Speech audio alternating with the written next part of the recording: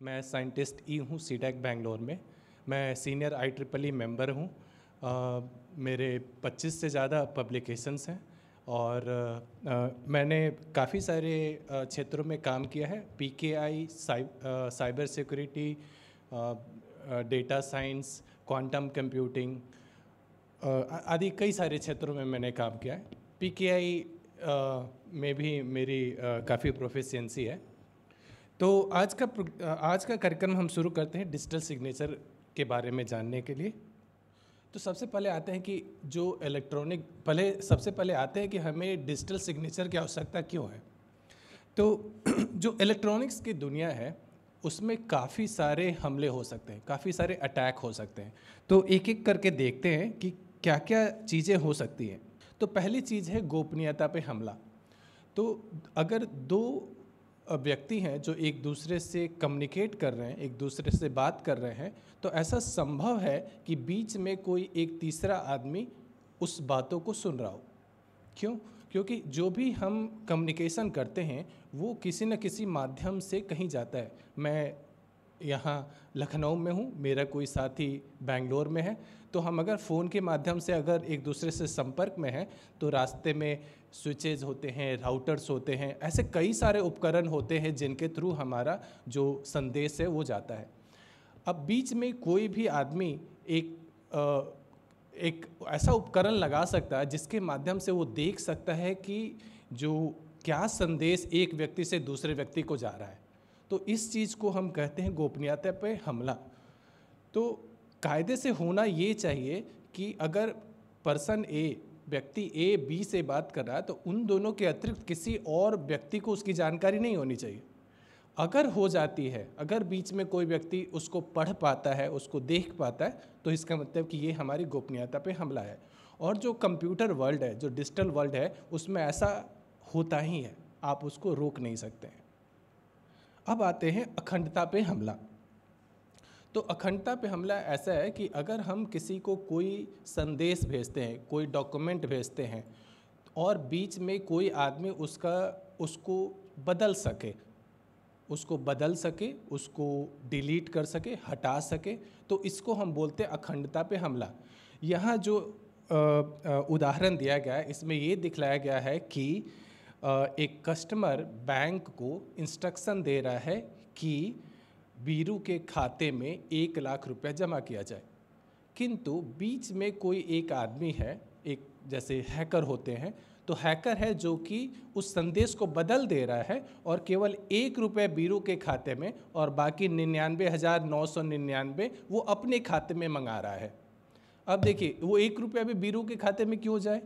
तो उसका कारण ये है ताकि एक कन्फर्मेशन मैसेज पहुँचे बीरू के पास कि हाँ आपके खाते में ये कुछ रुपए जमा हो गए हैं, उसके लिए बदला जाता है।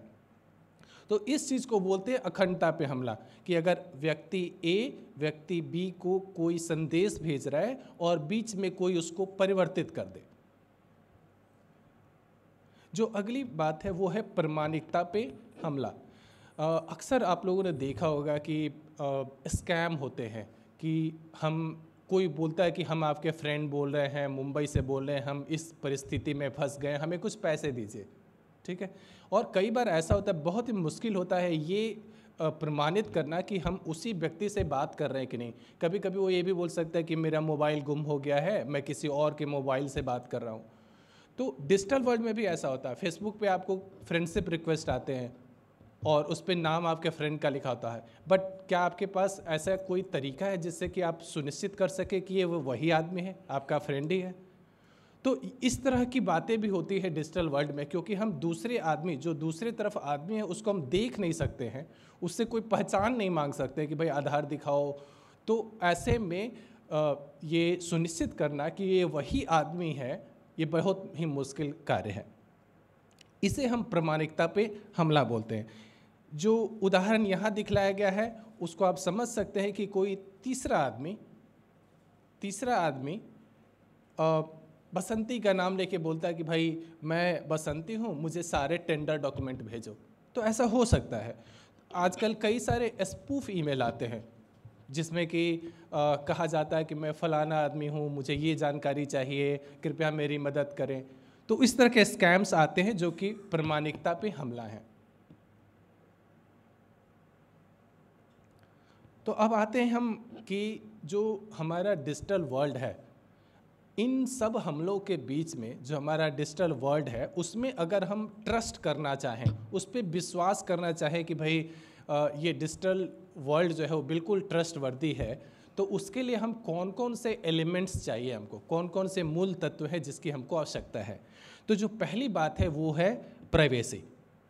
तो प्राइवेसी मतलब कि जो अभी तक मैंने बोला कि व्यक्ति ए अगर व्यक्ति बी से बात कर रहा है तो उन दोनों के अतिरिक्त कोई और उस बात को न सुन सके, न देख सके, न जान सके। तो ये चीज़ हमारी है प्राइवेसी।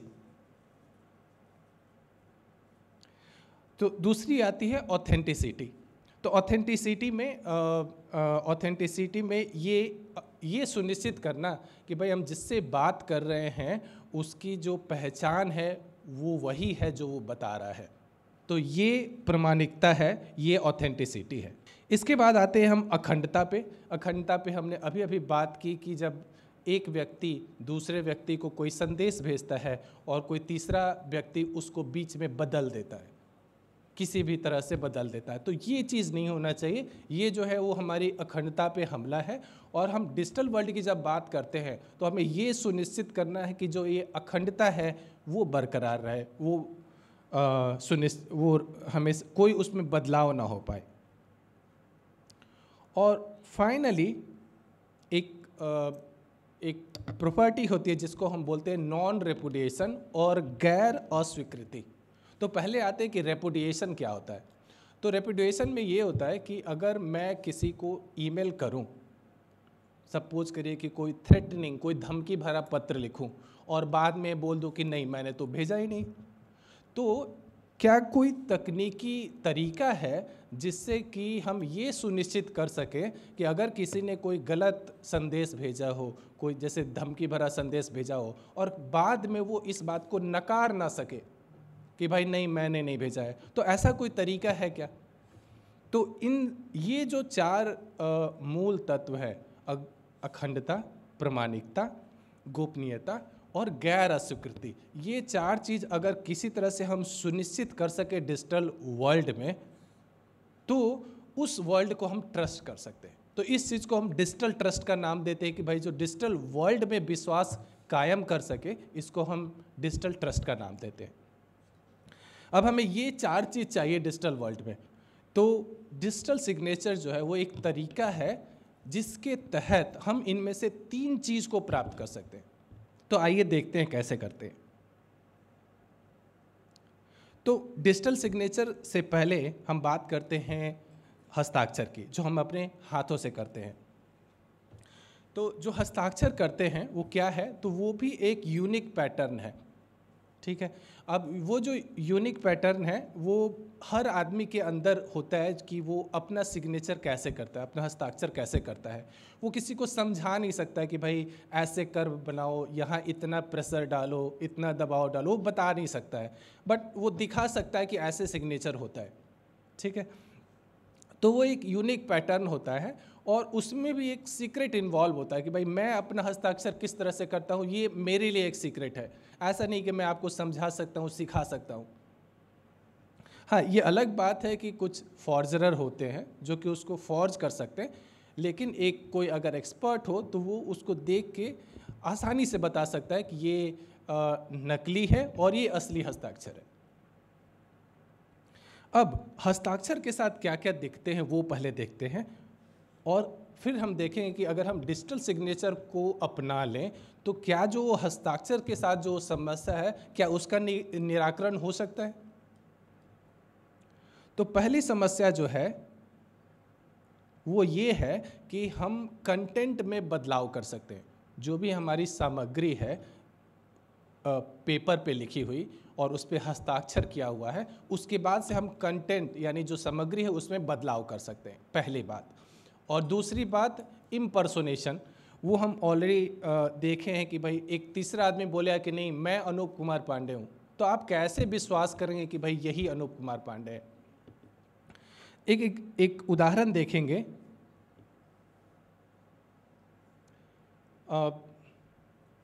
अगर ये बहुत ज़्यादा स्पष्ट ना हो तो मैं इसको समझाने की कोशिश करता हूँ। तो यहाँ एक नोट है, जैसे कि हम अपने किसी बड़े अधिकारी को किसी तरह की आज्ञा के लिए एक नोट लिखते हैं।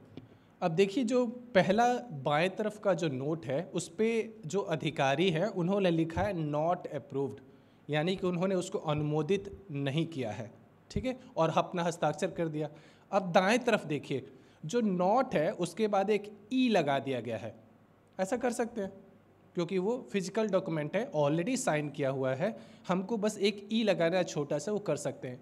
तो जो पहला संदेश था कि भाई ये अनुमोदित नहीं हुआ है, वो अनुमोदित हो गया, तो वो हमारा नोट अप्रूव्ड हो गया। तो ऐसा कर सकते हैं फिजिकल डॉक्यूमेंट में। एक दूसरा उदाहरण देखेंगे, चेक। अक्सर बैंक वाले बोलते हैं कि जब भी आप राशि लिखते हैं कोई भी चेक पे, तो उसके आगे जैसे कि अगर अंक में लिखते हैं तो उसके आगे स्लैश और एक डैश लगाते हैं कि भाई इसके आगे कुछ नहीं होना चाहिए, और जो भी शब्द होते हैं उसके नज़दीक नज़दीक लिखने के लिए बोलते हैं, करते हैं। ओके, अब यहाँ देखिए कि जो एक्चुअल चेक है, जो असली चेक है, उस पर लिखा है 6000, और शब्दों और जो अंकों में है वहाँ भी 6 और 3 0 लिखे हुए हैं। लेकिन उसको कैसे बदला जा सकता है? 6 के आगे TY लिख दीजिए, वो 60 बन गया, और अंक में भी आप 1 0 बढ़ा दीजिए। ऐसा कर सकते हैं। तो जो भी उस चेक को लेके जा रहा है बैंक में, वो इस तरह का परिवर्तन करके और अधिक राशि निकाल सकता है। तो फिजिकल वर्ल्ड जो है जिसमें कि हम हस्ताक्षर करते हैं, उसमें इस तरह के हमले पॉसिबल हैं, ऐसे होते हैं। अब हम देखते हैं कि भाई अगर हम डिजिटल सिग्नेचर करें तो क्या इस चीज़ को रोक सकते हैं? तो पहले आते हैं कि डिजिटल सिग्नेचर है क्या। तो जो डिजिटल सिग्नेचर है वो एक नंबर है। तो जब हम हाथ से करते हैं तो एक पैटर्न बनाते हैं, लेकिन जब हम डिजिटल सिग्नेचर करते हैं तो वो एक नंबर होता है जो मैथमेटिकली डिराइव होता है, मैथमेटिक्स का प्रयोग करके उसको डिराइव किया जाता है। अब उसमें क्या क्या होता है? तो एक सीक्रेट होता है, कोई एक सीक्रेट नंबर होता है। क्या वो सीक्रेट नंबर होता है उसको हम आगे देखेंगे, बट एक सीक्रेट नंबर होता है, और दूसरा होता है जो सामग्री पे हम हस्ताक्षर कर रहे हैं वो, ठीक है। तो अब अगर डिजिटल सिग्नेचर में जिस सामग्री पे हस्ताक्षर कर रहे हैं वो भी जुड़ा हुआ है, इसका मतलब कि अगर मेरा सामग्री बदल रहा है, कंटेंट बदल रहा है, तो मेरा डिजिटल सिग्नेचर भी बदलेगा, ठीक है, क्योंकि डिजिटल सिग्नेचर उसी से बना हुआ है, जो हमारा कंटेंट है उसको लेके बना हुआ है। तो अगर उसमें किसी भी तरह का बदलाव हो तो मेरा डिजिटल सिग्नेचर भी बदल जाएगा, ठीक है। अब ये समझ गए, तो अब आगे धीरे धीरे एक एक चीज़ समझेंगे कि भाई बदलाव से कैसे पता चलेगा कि किसी ने बदलाव किया है, या फिर जो डिजिटल सिग्नेचर का जो वैल्यू है, जो संख्या है, वो कैसे प्राप्त होती है। तो जो मैंने बताया था ना कि विश्वास के 4 मूल तत्व हैं, गोपनीयता, प्रामाणिकता, अखंडता और गैर अस्वीकृति। उनमें से केवल 3 डिजिटल सिग्नेचर से आ जाते हैं। तो अगर किसी डॉक्यूमेंट को हम डिजिटली साइन करते हैं तो वो जो 3 चीज़ें, प्रामाणिकता, अखंडता और गैर अस्वीकृति, वो उसी से प्राप्त हो जाएगा। अब बचा केवल एक गोपनीयता, तो उसको भी देखेंगे कि वो कैसे मिलेगा। तो उदाहरण के लिए आप देख सकते हैं, जो डिजिटल सिग्नेचर है एक नंबर है, ये कोई पैटर्न नहीं है, वो एक नंबर है। जस्ट तुलना के लिए यहाँ दिखला दिया कि भाई हाथ से लिखा हुआ हस्ताक्षर कैसा है और जो डिजिटल सिग्नेचर है वो कैसा होगा।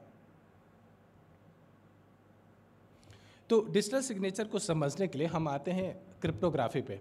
बहुत ही बेसिक चीज़ें मैं बताऊंगा, अगर आपको कोई जानकारी नहीं हो इस चीज़ की तो भी आप समझ लेंगे बहुत ही आसानी से।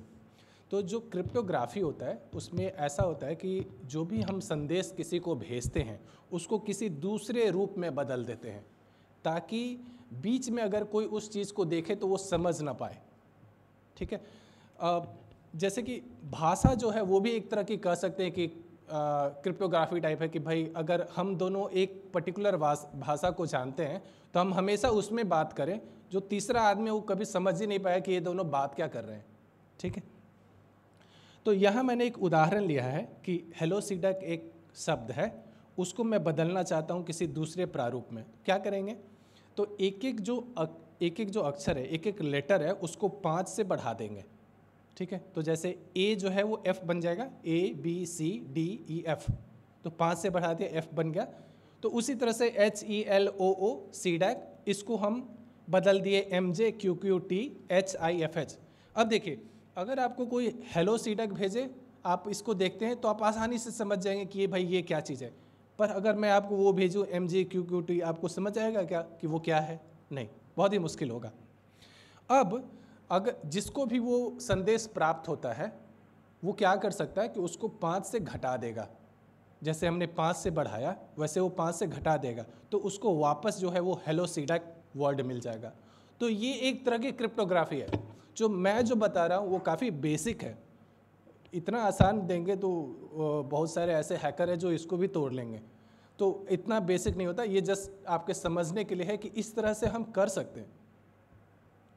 तो ये इंक्रिप्शन होता है जो कि एक प्लेन टेक्स्ट को, यानी सामान्य से दिखने वाले शब्दों को एक कूट लिपि में बदलता है, और जो डिक्रिप्शन का प्रोसेस है वो उल्टा होता है कि भाई जो हमारा कूट लिपि है उसको हम प्लेन टेक्स्ट में बदलते हैं, सामान्य शब्दों में बदलते हैं।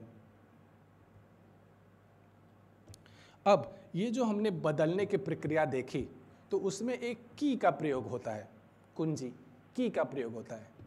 तो पहला की जो होता है वो उसको हम बोलते हैं सिमेट्रिक की। ठीक है, तो जैसे अभी जो पिछला उदाहरण हमने देखा, तो इसमें की जो है वो 5 है।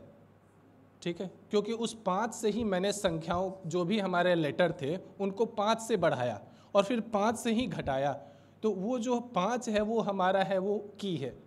ठीक है, अब ये की कुछ भी हो सकता है। अगली बार मैं अपने दोस्त से बात करूं तो उसको मैं बोलूँगा कि आज का की हमारा 10 रहेगा, तो वो भी जैसे मैं इनक्रिप्ट करूंगा वो 10 का प्रयोग करके डिक्रिप्ट कर लेगा। तो जो की होती है वो 2 प्रकार की होती है। पहली होती है जिसको हम बोलते हैं सिमेट्रिक की। तो सिमेट्रिक में क्या होता है कि इनक्रिप्शन और डिक्रिप्शन के लिए एक ही की का प्रयोग करते हैं। जैसे कि आपने पिछले एग्जाम्पल में देखा कि भाई अगर हम 5 से इनक्रिप्ट कर रहे हैं तो 5 से ही डिक्रिप्ट होगा। या जैसे हमारा घर का ताला होता है, जो हमारा चाबी है उसी से वो बंद भी होगा और उसी से खुलेगा भी। तो ये जो उदाहरण है वो है सिमेट्रिक की का। जो दूसरा तरह का होता है उसको हम बोलते हैं एसिमेट्रिक की। तो एसिमेट्रिक की में क्या होता है कि इसमें 2 की होते हैं, एक जो होता है बंद करने के लिए और दूसरा खोलने के लिए, या फिर उल्टा, माने किसी से भी हम बंद कर सकते हैं लेकिन वो दूसरे से ही खुलेगा। यार है, तो जैसे कि एग्जांपल आप लोगों का कार का चाबी होगा जो रिमोट वाला होता है, उसमें एक बंद करने के लिए चाबी होती है और एक खोलने के लिए होती है। रिमोट की, फिजिकल की बात नहीं कर रहे, जो रिमोट होता है उसमें कार को खोलने के लिए, तो उसमें एक बंद करने के लिए अलग होता है, खोलने के लिए अलग होता है। अब बंद करने वाले से अगर हम बार बार दबाएं तो खुल जाएगा क्या? नहीं, क्योंकि वो केवल बंद करने के लिए। और या खोलने वाले को हम बार बार दबाते रहें तो क्या वो बंद हो जाएगा? नहीं, तो एक से ही वो खुलेगा और दूसरे से ही बंद होगा। अब एक और बात आती है, क्या मैं अपने कार के की से बंद कर दूं और आपके कार के की से अनलॉक करने का कोशिश करूं, खोलने का कोशिश करूं, खुलेगा क्या? नहीं, एक ही रिमोट के एक की से वो खुलेगा और दूसरे से बंद होगा। ये क्लियर है? ठीक है, तो ये जो 2 की वाली बात है उसको हम बोलते हैं एसिमेट्रिक की, जिसमें से एक की का बोलते हैं पब्लिक की। पब्लिक मतलब सबको पता है, तो हम वो जो की है वो सबको बता सकते हैं। और दूसरा जो होता है उसको हम बोलते हैं प्राइवेट की, जो केवल मुझे पता होगा। ठीक है, तो जैसे तो पब्लिक की और प्राइवेट की, पब्लिक सबको पता होगा और प्राइवेट केवल मुझे पता रहेगा। अब दिखता कैसा है हमारा पब्लिक की प्राइवेट की?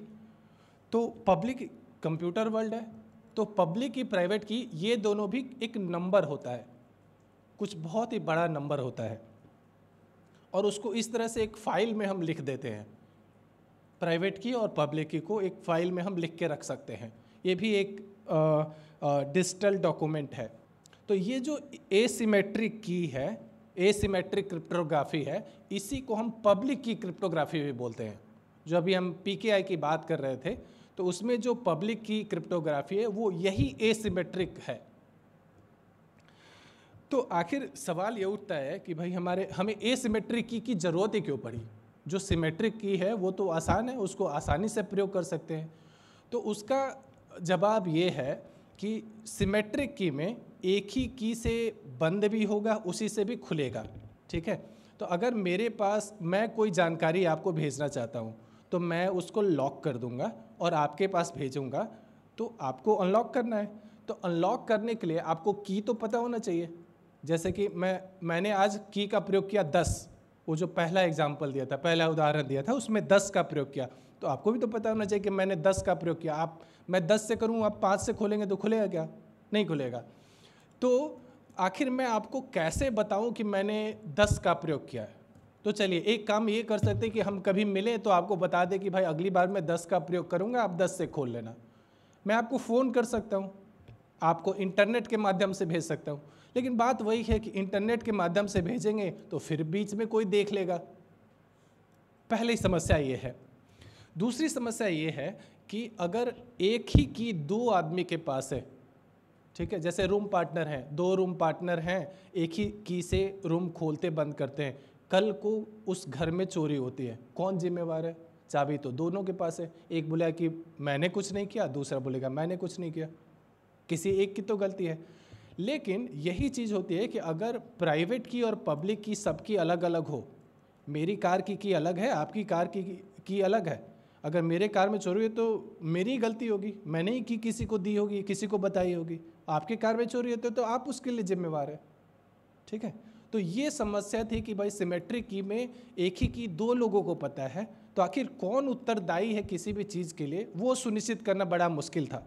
और अगर आपको याद हो, मैंने वो बोला था आखिर में कि एक गैर अस्वीकृति करके एक प्रॉपर्टी है, वो भी हमको सुनिश्चित करना है कि कोई ये ना बोल सके भाई मैंने नहीं किया, मैंने नहीं किया, ठीक है। तो इसीलिए एसिमेट्रिक की का प्रयोग होता है। अब जैसे पब्लिक की ऐसा दिख रहा है और जो प्राइवेट की है ऐसा दिख रहा है, तो जो पब्लिक की और प्राइवेट की होते हैं वो दोनों जुड़े होते हैं, ठीक है, किसी न किसी प्रकार से मैथमेटिकली रिलेटेड होते हैं। पर प्रश्न ये उठता है कि पब्लिक की तो मैंने सबको बता रखी है, तो क्या मेरा पब्लिक की से वो मेरा प्राइवेट की जान सकते हैं क्या? नहीं। तो मैथमेटिकली दोनों जुड़े हुए हैं, लेकिन एक की से दूसरे को डराइव करना बहुत ही कंप्यूटेशनली इनफिजिबल है, ठीक है। कंप्यूटेशनली इनफिजिबल कहने का तात्पर्य ये है कि अगर हम डिराइव करना भी चाहते हैं तो शायद हमें 5 साल 10 साल लग जाए, तो 5 साल 10 साल बाद उस जो जानकारी है उसकी ऐसे भी कोई अहमियत नहीं रहेगी, ठीक है। तो ये बात है। तो जो पब्लिक की है उससे हम प्राइवेट की को डिराइव नहीं कर सकते हैं, और जो प्राइवेट की है उससे पब्लिक की को डिराइव नहीं कर सकते हैं, वो कंप्यूटेशनली इनफिजिबल है। शायद 5 साल 10 साल में कोई डिराइव कर सके, वो अलग बात है, किसी के पास बहुत सुपर कंप्यूटर टाइप हो तो कर सके, लेकिन इतने समय बाद ऐसे भी उस जानकारी की कोई अहमियत नहीं रहेगी।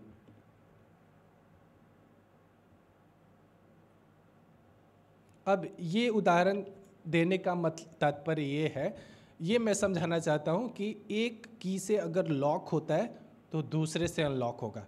वैसे मैंने पहले भी बताया है, तो जैसे कि अगर हम पब्लिक की से इनक्रिप्ट करते हैं तो दूसरे प्राइवेट की से डिक्रिप्ट होगा, या अगर हम प्राइवेट से करते हैं तो पब्लिक से होगा। ये 2 सिचुएशन है जो कि काम करेगा। लेकिन अगर हम एक ही की से प्रयोग करते हैं कि भाई इसी से हम इनक्रिप्ट करेंगे, इसी से डिक्रिप्ट करेंगे, तो ऐसा काम नहीं करेगा। ये बहुत ही महत्वपूर्ण बात है, इसको ध्यान में रखना है। इसके अलावा जब भी हम डिजिटल साइन करते हैं, ठीक है, तो जैसे हाथ से सिग्नेचर करते हैं तो हमारा एक सीक्रेट होता है कि हम कैसे उसको कर्व को बनाते हैं, कितना पेन का दबाव डालते हैं। उसी तरह से यहाँ भी जो डिजिटल सिग्नेचर होता है वहाँ एक सीक्रेट का प्रयोग होता है। तो जो मैंने शुरू में बताया था कि वो सीक्रेट क्या है, वो है हमारा प्राइवेट की। 2 की है, एक पब्लिक की और एक प्राइवेट की। तो जो प्राइवेट की है वो मेरा सीक्रेट है, जो कभी किसी को नहीं पता चलेगा।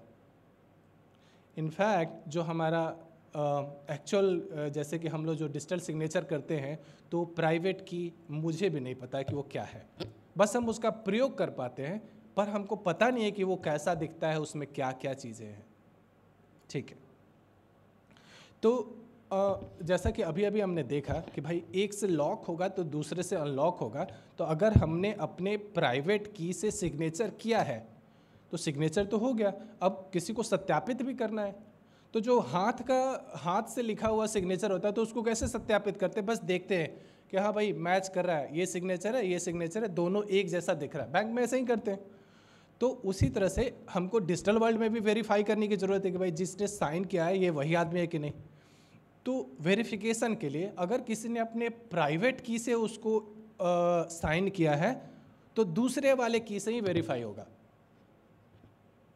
ये तो ये समझ आ रहा है ना? ठीक है। अब इसके बाद आते हैं कि जो मैंने बोला कि जितने मूल तत्व हैं जैसे कि अखंडता है या प्रामाणिकता है, तो वो कैसे एस्टैब्लिश होगा, वो कैसे उसको निर्धारण करेंगे। तो एक मैथमेटिक्स में एक फंक्शन होता है जिसको हम हैश फंक्शन बोलते हैं। ठीक है, तो हैश फंक्शन क्या होता है कि वो एक तरफा फंक्शन होता है। एक तरफा मतलब कि उसको कुछ इनपुट दीजिए तो वो आउटपुट देगा।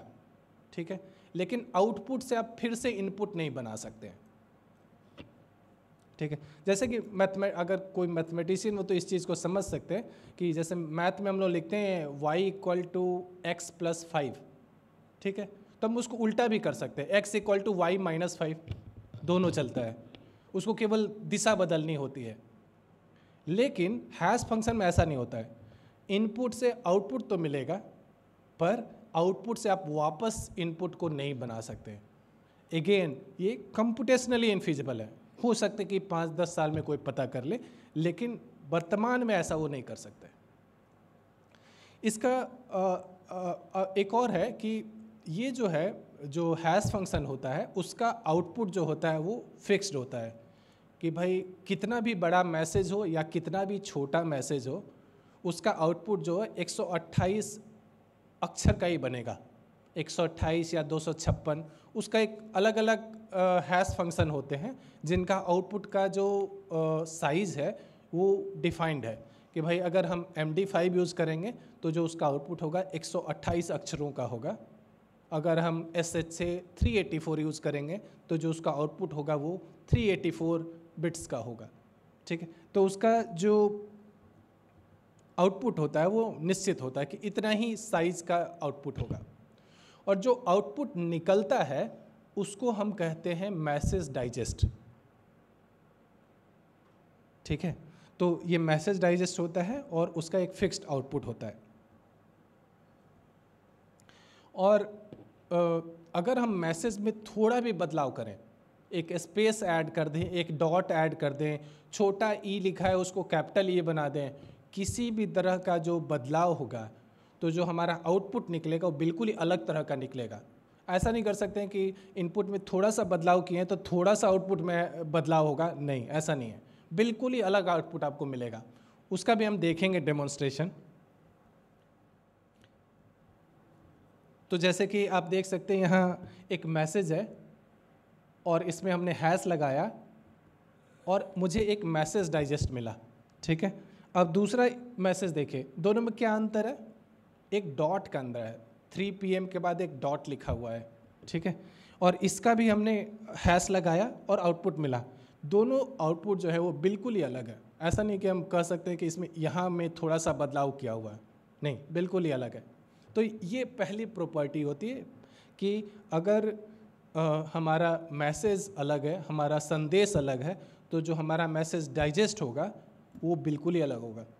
और दूसरी बात मैंने ये कही कि अगर आपके पास इनपुट है तो आप आउटपुट निकाल सकते हैं, पर अगर आपके पास आउटपुट है तो ऐसा नहीं है कि उससे इनपुट निकल जाएगा। ठीक है, ये चीज़ कि हमारे पास जो मैसेज डाइजेस्ट है उसको हम चाहें कि उससे हमको इनपुट मिल जाए तो ऐसा नहीं हो सकता है। अब इसका कई तरह के फंक्शंस आते हैं, जैसे MD5 आता है, SHA 1 आता है, SHA 2 आता है, अलग अलग तरह के एल्गोज हैं, एल्गोरिदम हैं जिनका अलग अलग साइज़ का आउटपुट आता है। अब इसका प्रयोग कहाँ होता है? तो इसका प्रयोग जैसे एक जगह होता है पासवर्ड के लिए, ठीक है। तो जो हम जैसे फेसबुक पे लॉगिन करते हैं, जीमेल पे लॉगिन करते हैं, तो हम कुछ पासवर्ड डालते हैं, ठीक है। अब वो पासवर्ड जो होता है वो कैसे स्टोर करते हैं, कहीं ना कहीं वो उसको लिख के रखते होंगे। तो जो पासवर्ड होता है उसको वो हैश में बदल के स्टोर करते हैं। क्यों?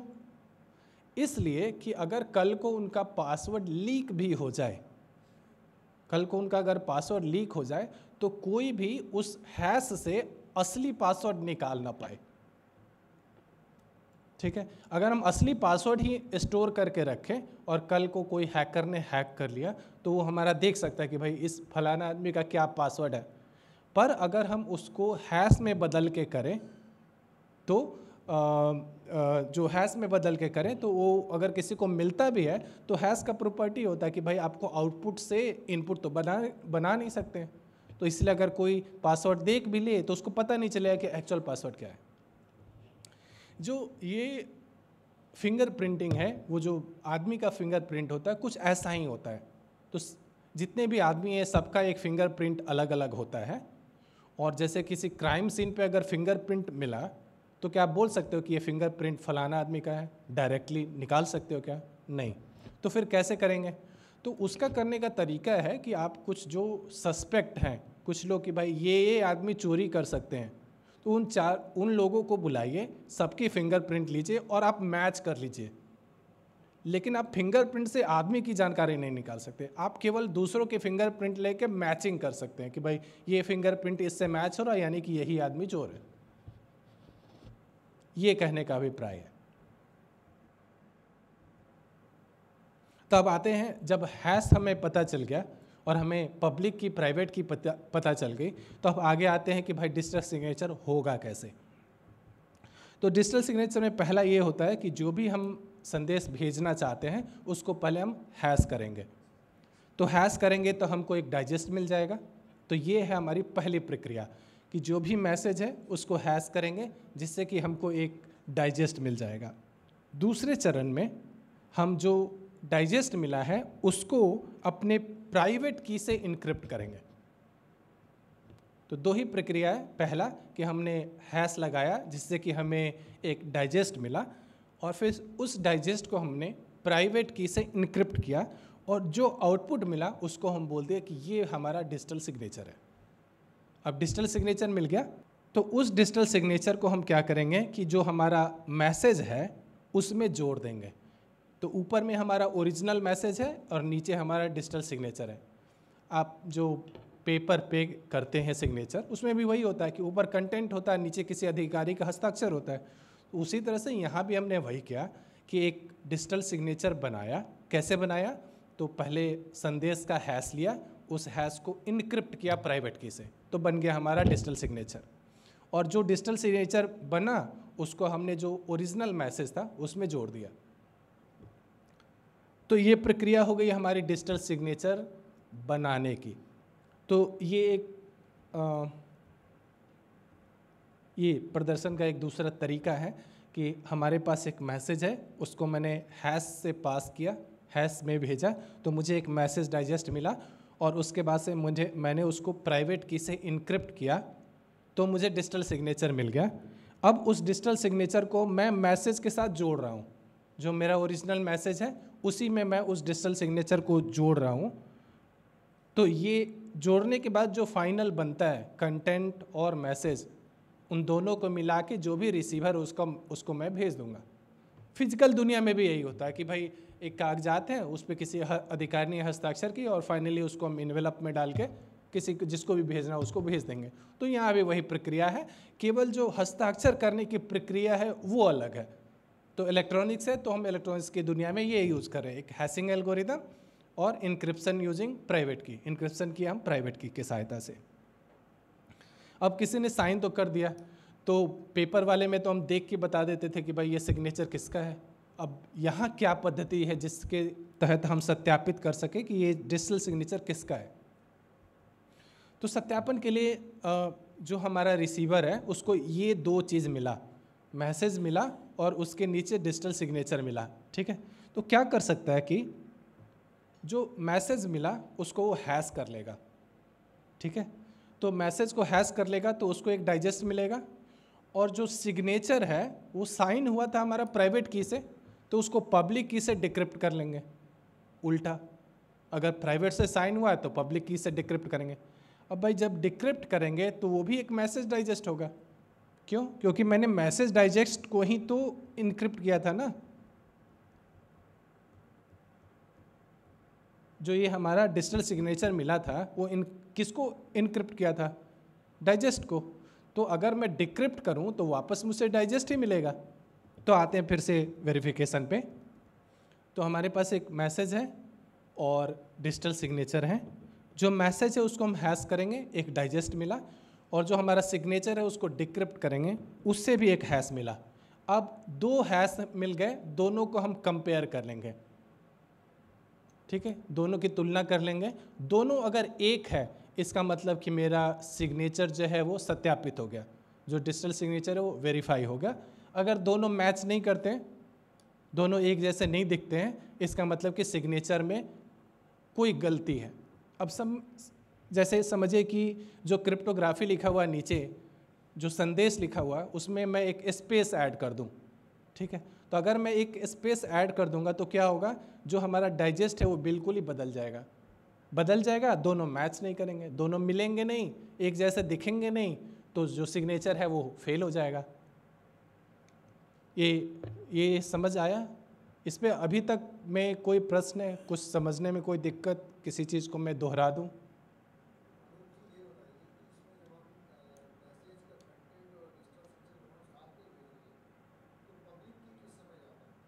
इसी में जो हमारा डिजिटल सिग्नेचर है, अभी एक्चुअली वो एक अलग पार्ट है जो कि मुझे बताना है। तो पब्लिक की इसी के साथ जाता है। तो 2 तरीका है कि या तो आप पब्लिक की इसके साथ जाएगा, या फिर वो पब्लिक की आप पहले से अनाउंस कर दीजिए, ऐसा भी हो सकता है। लेकिन जो होता ये है कि जब जैसे हम एडोब यूज़ करते हैं तो पब्लिक की उसी में जुड़ जाता है। कैसे जुड़ता है वो हम देखेंगे अभी, हैश का एल्गोरिदम भी। क्योंकि अब मैंने हैश किया SHA, सपोज करिए SHA 384 से, तो दूसरे पार्टी को भी तो पता होना चाहिए कि भाई ये वाला हैश यूज़ करना है।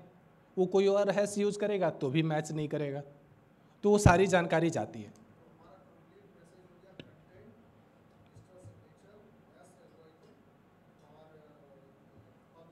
पब्लिक की। ठीक है, तो ये है हमारा जो सत्यापन का प्रक्रिया है। उसी चीज़ को हमने दूसरे तरीके से दिखाने की कोशिश की है कि रिसीवर के पास एक मैसेज आया और डिजिटल सिग्नेचर आया। डिजिटल सिग्नेचर को डिक्रिप्ट करेगा पब्लिक की से, साइनर के पब्लिक की से, अपने पब्लिक की से नहीं, जिसने साइन किया उसी के की से। ये मैंने पहले भी बता रखा कि मेरे कार की है, मेरे की से अगर लॉक हुआ है मेरा कार, तो ऐसा नहीं कि आपके कार के की से अनलॉक हो जाएगा। ठीक है, तो हम साइनर ने अगर अपने प्राइवेट की से उसको लॉक किया है, इनक्रिप्ट किया है, तो उसी के पब्लिक की से हम डिक्रिप्ट करेंगे, और दूसरी तरफ जो हमारा संदेश है उसका हैश निकालेंगे और दोनों को मिला के देखेंगे कि भाई दोनों मैच कर रहा है कि नहीं। मैच कर रहा है तो सिग्नेचर वेरीफाई होगा, मैच नहीं कर रहा है तो सिग्नेचर वेरीफाई नहीं होगा। ये उदाहरण समझना थोड़ा मुश्किल है क्योंकि आखिर में डिजिटल सिग्नेचर एक नंबर है, तो वो कुछ भी नंबर हो सकता है। ये दिखलाने का केवल यही अभिप्राय है कि जो हमारा डिजिटल सिग्नेचर है वो कंटेंट पे भी, जो हमारी सामग्री है उस पर भी निर्भर करता है। अगर हम थोड़ा सा भी बदलाव कर दें कंटेंट पे तो हमारा डिजिटल सिग्नेचर जो है वो वेरीफाई नहीं होगा, और वेरीफाई अगर नहीं होता तो हम समझ जाएंगे कि भाई किसी ने तो बदलाव किया है तभी ये वेरीफाई नहीं हो पा रहा है। तो मैं रिकैप करूंगा और उसके बाद से आपको एक एग्जाम्पल के तहत दिखाने की कोशिश करूंगा, लाइव एग्जाम्पल। हाँ पूछिए, ये माइक जरा उधर। आई एम एन इंजीनियर है ना, और नीचे वाला भी। तो जो सेकेंड लाइन में है केस सेंसिटिव है, राइट, ई कैपिटल है और नीचे वाले में ई स्मॉल है। But if we write the first 3 letters I M N जो दोनों में कॉमन है, तो ये इंक्रिप्शन किस प्रकार से लेता है? मतलब मेरा कहने का मतलब ये हुआ कि तब तो ये दोनों सेम रहेंगे ना? तब सेम रहेंगे, तब तो आपका जो हस्ताक्षर है वो भी सेम रहेगा। नहीं तो हाउ डिड इट आइडेंटिफाई? क्योंकि पहले जो 3 वर्ड्स हैं उनकी कोडिंग तो जो है उसके अंदर पहले हो जाती होगी, मतलब ये किस तरह से प्रोसेस होता है, इसके बारे में थोड़ा सा जानना चाह रहे थे। थोड़ा समय दीजिए, मैं अभी दिखलाऊंगा। ओके ओके, ठीक है। Thank you. तो एक रिकैप करते हैं, संक्षेप में देखते हैं कि अभी तक हमने क्या जाना। तो डिजिटल सिग्नेचर जो है वो दो चीज़ पे डिपेंड करती है। एक, कौन सी सामग्री है, क्या सामग्री है, क्योंकि उसका हैश निकालते हैं हम। तो अगर सामग्री में किसी भी तरह की बदलाव होती है तो हैश अलग होगा, सिग्नेचर अलग हो जाएगा, पहली बात। और दूसरी बात की एक सीक्रेट होता है जो हर आदमी का अपना अपना होता है, जिसको हम प्राइवेट की बोलते हैं। तो वो उस प्राइवेट की पे भी निर्भर करता है कि भाई ये किसने साइन किया है। ठीक है। और जो डिजिटल सिग्नेचर है उससे तीन ही चीज़ मिलती है। ठीक है। पहली आइडेंटिटी और ऑथेंटिसिटी, मतलब कि किस आदमी ने साइन किया है। दूसरा इंटीग्रिटी, अखंडता। क्यों? क्योंकि इसमें हम हैश का प्रयोग करते हैं, तो अगर कोई थोड़ा भी मैसेज में बदलाव करेगा तो हैश बदल जाएगा, जिससे कि हम जान जाएंगे कि भाई हमारा मैसेज बदला हुआ है। और तीसरा नॉन रेपुडिएशन। नॉन रेपुडिएशन कैसे होता है, इसके लिए हम तो आगे जाएंगे डिजिटल सिग्नेचर सर्टिफिकेट पे। अभी तक सब क्लियर है? तो एक एग्जांपल देखते हैं। तो ये हमारा वेबसाइट है जो कि मैंने बनाया है ताकि लोग खुद से प्रैक्टिस कर सके, खुद से देख सकें। ठीक है। तो अब पहले बात करते हैं कि जब हमें डिजिटल सिग्नेचर करना है तो सबसे पहले हमारे पास होना चाहिए पब्लिक की, प्राइवेट की। ठीक है। ये केवल डेमोन्स्ट्रेशन के लिए है, असली में डिजिटल सिग्नेचर कैसे होगा वो इसके बाद बताते हैं। तो ये सीखने के लिए, ताकि आपको समझ में आए। तो सबसे पहला इसमें जो स्टेप होता है कि भाई हम की पेयर जनरेट करते हैं, पब्लिक की और प्राइवेट की बनाते हैं। कैसे बनाते हैं? यहाँ पे जस्ट इस पर क्लिक करेंगे और ये हमें पब्लिक की और प्राइवेट की देगा। ठीक है। अब पब्लिक की, प्राइवेट की मिल गई। अब एक प्रश्न उठता है कि अगर कोई अपना पब्लिक की भेजता है तो पब्लिक की तो एक नंबर होता है, तो हमको कैसे पता चलेगा कि ये नंबर किस व्यक्ति का है? अब जैसे मैंने ईमेल खोला, मेरे पास 100 ईमेल आज के आए हुए हैं और 100 पब्लिक के आए हुए हैं, कैसे पता चले कि भाई ये वाला पब्लिक की किसका है, दूसरा वाला पब्लिक की किसका है? तो एक कॉन्सेप्ट है डिजिटल सिग्नेचर सर्टिफिकेट का। तो वो सर्टिफिकेट होता है, उसमें पब्लिक की भी होगी और उस आदमी की जानकारी होगी कि भाई ये किस आदमी की पब्लिक की है। तो उसके बारे में अभी आगे जानेंगे, बट अभी के लिए ये बता दूं कि पब्लिक की जो डिजिटल सिग्नेचर सर्टिफिकेट है वो उसमें पब्लिक की रहती है और साथ में उस व्यक्ति की जानकारी रहती है जिसका कि वो पब्लिक की है। ठीक है। तो डिजिटल सिग्नेचर सर्टिफिकेट कैसे क्रिएट होता है, ये जस्ट एक डेमोन्स्ट्रेशन है, बट एक्चुअली कैसे होता है वो हम आगे देखेंगे। तो यहाँ पे हम फॉर एग्जांपल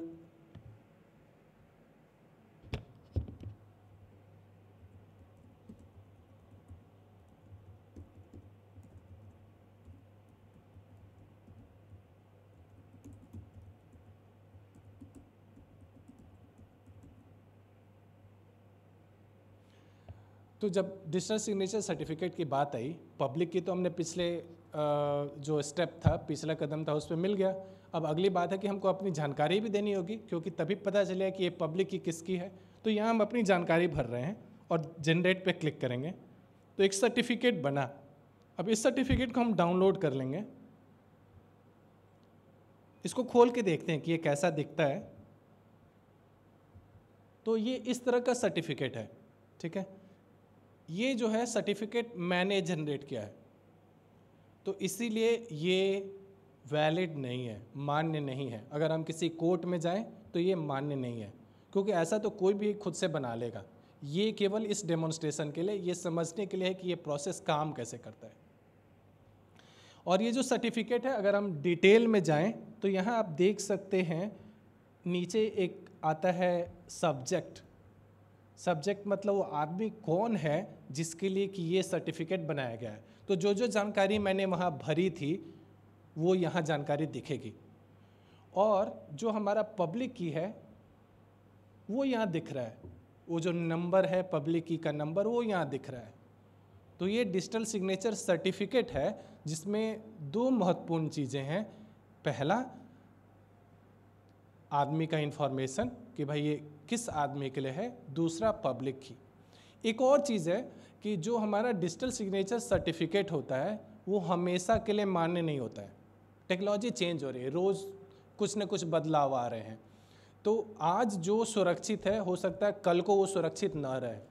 तो इसीलिए जो डिजिटल सिग्नेचर सर्टिफिकेट है वो 1 साल या 2 साल या 3 साल, अधिकतम 3 साल के लिए ही मान्य होता है।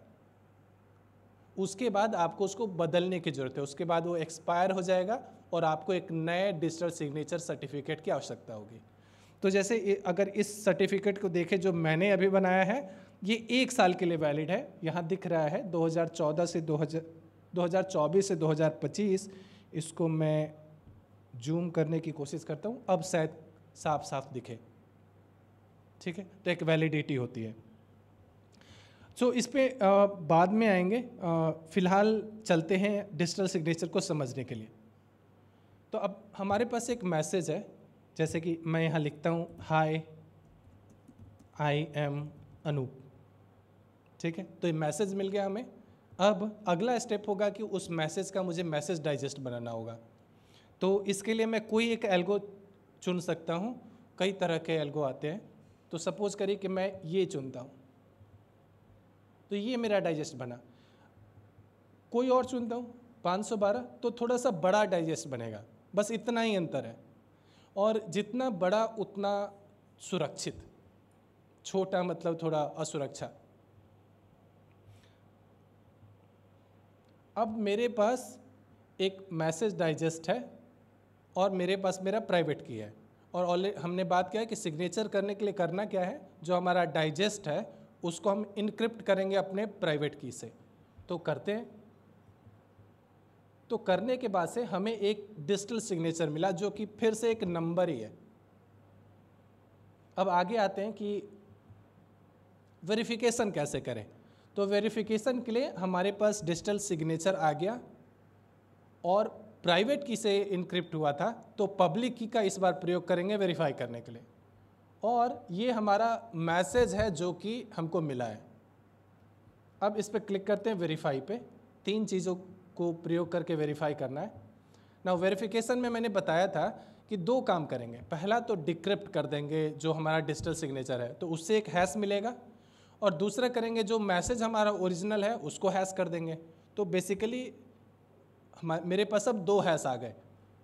पहला डिक्रिप्टेड डिजिटल सिग्नेचर जो डिक्रिप्ट किए वो, और दूसरा जो रिसीव्ड मैसेज मिला उसको मैंने उसका मैसेज डाइजेस्ट बना लिया। तो दोनों अगर मिल रहे हैं तो इसका मतलब कि मेरा सिग्नेचर वैलिड है। अब मानिए कि मैं इसमें एक स्पेस ऐड कर देता हूँ। तो स्पेस ऐड कर दूंगा तो जो डिक्रिप्टेड है वो तो नहीं बदलेगा, ठीक है, लेकिन जो मैंने मैसेज का डाइजेस्ट बनाया वो बदल जाएगा, क्योंकि अभी अभी मैंने मैसेज में एक स्पेस जोड़ दिया। अब एक बार फिर से वेरीफाई करके देखते हैं। तो आप देखेंगे कि इस बार जो दोनों डाइजेस्ट है वो दोनों बिल्कुल ही अलग अलग है। तो इसीलिए वो मैच नहीं कर रहे हैं और जो वेरिफिकेशन वो फेल हो जाएगा। ये पूरी प्रक्रिया समझने के लिए ये मैंने बनाया है। अगर किसी को किसी भी तरह की डाउट हो तो आप इसमें वीडियोस का भी लिंक दिया हुआ जिसमें कि हमने समझा रखा है कि ये है क्या चीज़, ठीक है। तो ये इसमें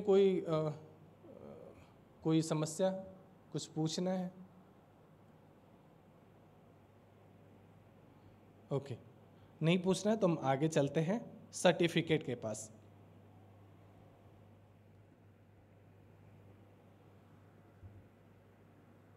तो अब आते हैं कि पब्लिक, अभी मैंने बताया था कि पब्लिक की प्राइवेट की है हमारे पास, और उससे हम डिजिटल साइन कर सकते हैं। चलिए यहाँ तक तो सब सही है।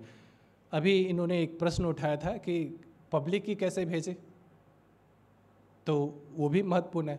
और पब्लिक की एक नंबर है, नंबर हम भेज भी दें तो पता कैसे चले कि भाई ये पब्लिक की किसका है। तो इसीलिए हम पब्लिक की के जगह एक डिजिटल सिग्नेचर सर्टिफिकेट भेजते हैं। तो सर्टिफिकेट क्या है? तो वो एक इलेक्ट्रॉनिक डॉक्यूमेंट है जो कि पब्लिक की के स्वामित्व को एस्टैब्लिश करता है, स्थापित करता है कि भाई इस पब्लिक की का ऑनर कौन है। ठीक है, कैसा दिखता है? तो अभी अभी मैंने एक सर्टिफिकेट आपको दिखलाया था, वो दिखता वैसा ही है। और क्या क्या इसमें होता है? तो ऑनर की आइडेंटिटी होती है कि भाई ये आदमी कौन है जिसके लिए कि ये डिजिटल सिग्नेचर सर्टिफिकेट निर्गत किया गया है, और उसकी की। तो कुछ ऐसा कि भाई उसमें एक सब्जेक्ट का इंफॉर्मेशन होगा कि भाई किस आदमी का है वो, और दूसरा सर्टिफिकेट का इंफॉर्मेशन पब्लिक की का होगा, और तीसरा कि कुछ सर्टिफिकेट का अपना होगा कि भाई ये सर्टिफिकेट का सीरियल नंबर ही है।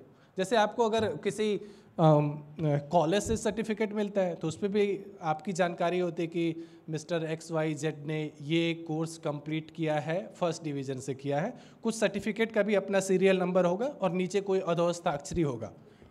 ठीक है, तो इसमें भी यही है। अब ये जो डिजिटल सिग्नेचर सर्टिफिकेट हमें मिला, तो क्या इसका भी कोई अधोहस्ताक्षरी है? क्योंकि मैंने खुद से बना लिया था ना एक डिजिटल सिग्नेचर सर्टिफिकेट, तो क्या जो मैंने खुद से बना लिया क्या वो मान्य है क्या? नहीं, क्योंकि ऐसे तो कोई भी अपना बना लेगा। आधार है, आधार एक ऑथोरिटी है जो कि बनाती है। क्या मैं खुद से अगर फोटोशॉप में या वर्ड डॉक्यूमेंट बना लूँ तो क्या वो मान्य है? नहीं मान्य है। ठीक है, तो उसी तरह से अगर ये एक सर्टिफिकेट है, डिजिटल सिग्नेचर सर्टिफिकेट, जिसमें कि मेरी जानकारी है, जिसमें मेरी पब्लिक की जानकारी है, तो क्या इसको भी कोई सत्यापित करता है कि ये फलाने आदमी का डिजिटल सिग्नेचर सर्टिफिकेट है? हाँ, उसको करता है। तो वहाँ जाने से तो आपने ऑलरेडी देख रखा है एक सैम्पल सर्टिफिकेट जो अभी मैंने दिखलाया है। तो उसको प्रमाणित करता है सर्टिफाइंग ऑथोरिटी। उसको हम सर्टिफाइंग ऑथोरिटी बोलते हैं इंडिया में, भारत में। और जो सर्टिफाइंग ऑथोरिटी है वो लाइसेंस्ड होता है कंट्रोलर ऑफ सर्टिफाइंग ऑथोरिटी से। तो देश में एक कंट्रोलर है जिसको हम रूट सर्टिफाइंग ऑथोरिटी बोलते हैं। ठीक है, और वो रूट सर्टिफाइंग ऑथोरिटी अन्य किसी संगठन को लाइसेंस देता है सर्टिफाइंग ऑथोरिटी बनने के लिए। तो उसने, जैसे कि सर बता रहे थे कि हमारे देश में 22 सर्टिफाइंग ऑथोरिटी है। वो 22 सर्टिफाइंग ऑथोरिटी है, उनसे आप डिजिटल सिग्नेचर सर्टिफिकेट खरीद सकते हैं। ठीक है, उनमें से किसी से भी खरीद सकते हैं, वो मान्य होगा। ऐसा नहीं है कि इनसे जो खरीदेंगे वही मान्य होगा, ऐसा कुछ नहीं है। 2200 जो है वो लाइसेंस्ड है, उनमें से किसी से भी आप खरीद सकते हैं। केवल कुछ ऐसे ऑर्गेनाइजेशन हैं जो कि स्पेसिफिक अपने लिए ही बनाते हैं, जैसे कि फोर्स वाले हैं, वो केवल अपने ऑर्गेनाइजेशन को देते हैं। बट बहुत सारे ऐसे ऑर्गेनाइजेशन हैं जैसे ई-मुद्रा है, सेफ स्क्रिप्ट है, ID साइन है, जो कि सामान्य जनता को निर्गत करती है ये DSC, डिजिटल सिग्नेचर सर्टिफिकेट। तो सर्टिफाइंग ऑथोरिटी का क्या काम होता है कि ये जो है वो हमें सर्टिफिकेट इशू करती है, पहली बात। और ये एक ट्रस्टेड थर्ड पार्टी है। और इसकी क्या रिस्पॉन्सिबिलिटीज़ है? तो पहली रिस्पॉन्सिबिलिटी है कि ये जो भी आदमी डिजिटल सिग्नेचर सर्टिफिकेट के लिए अनुरोध कर रहा है उसकी पहचान को सत्यापित करे। तो अगर मैं डिजिटल सिग्नेचर सर्टिफिकेट के लिए कल को अप्लाई करता हूँ तो मेरी पहचान की सत्यापन होगा, पहचान का सत्यापन होगा। कैसे? तो एड्रेस प्रूफ, ID प्रूफ, आधार कार्ड, पैन कार्ड, और आजकल वीडियो KYC आ गया है।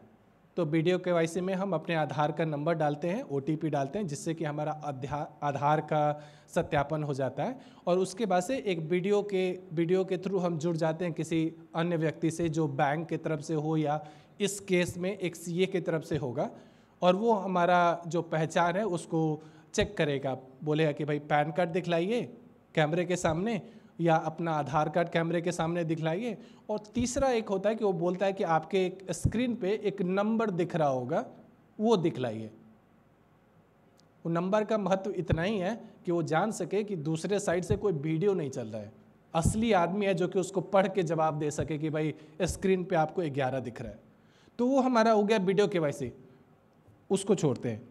मुख्य बात यह है कि अगर कोई डिजिटल सिग्नेचर सर्टिफिकेट ले रहा है तो उसके पहचान का सत्यापन जरूरी है, तभी तो जो ऑथेंटिसिटी की मैंने बात की थी, प्रामाणिकता की बात की थी शुरू में, तभी तो वो एस्टैब्लिश होगी, उसके बिना कैसे होगा।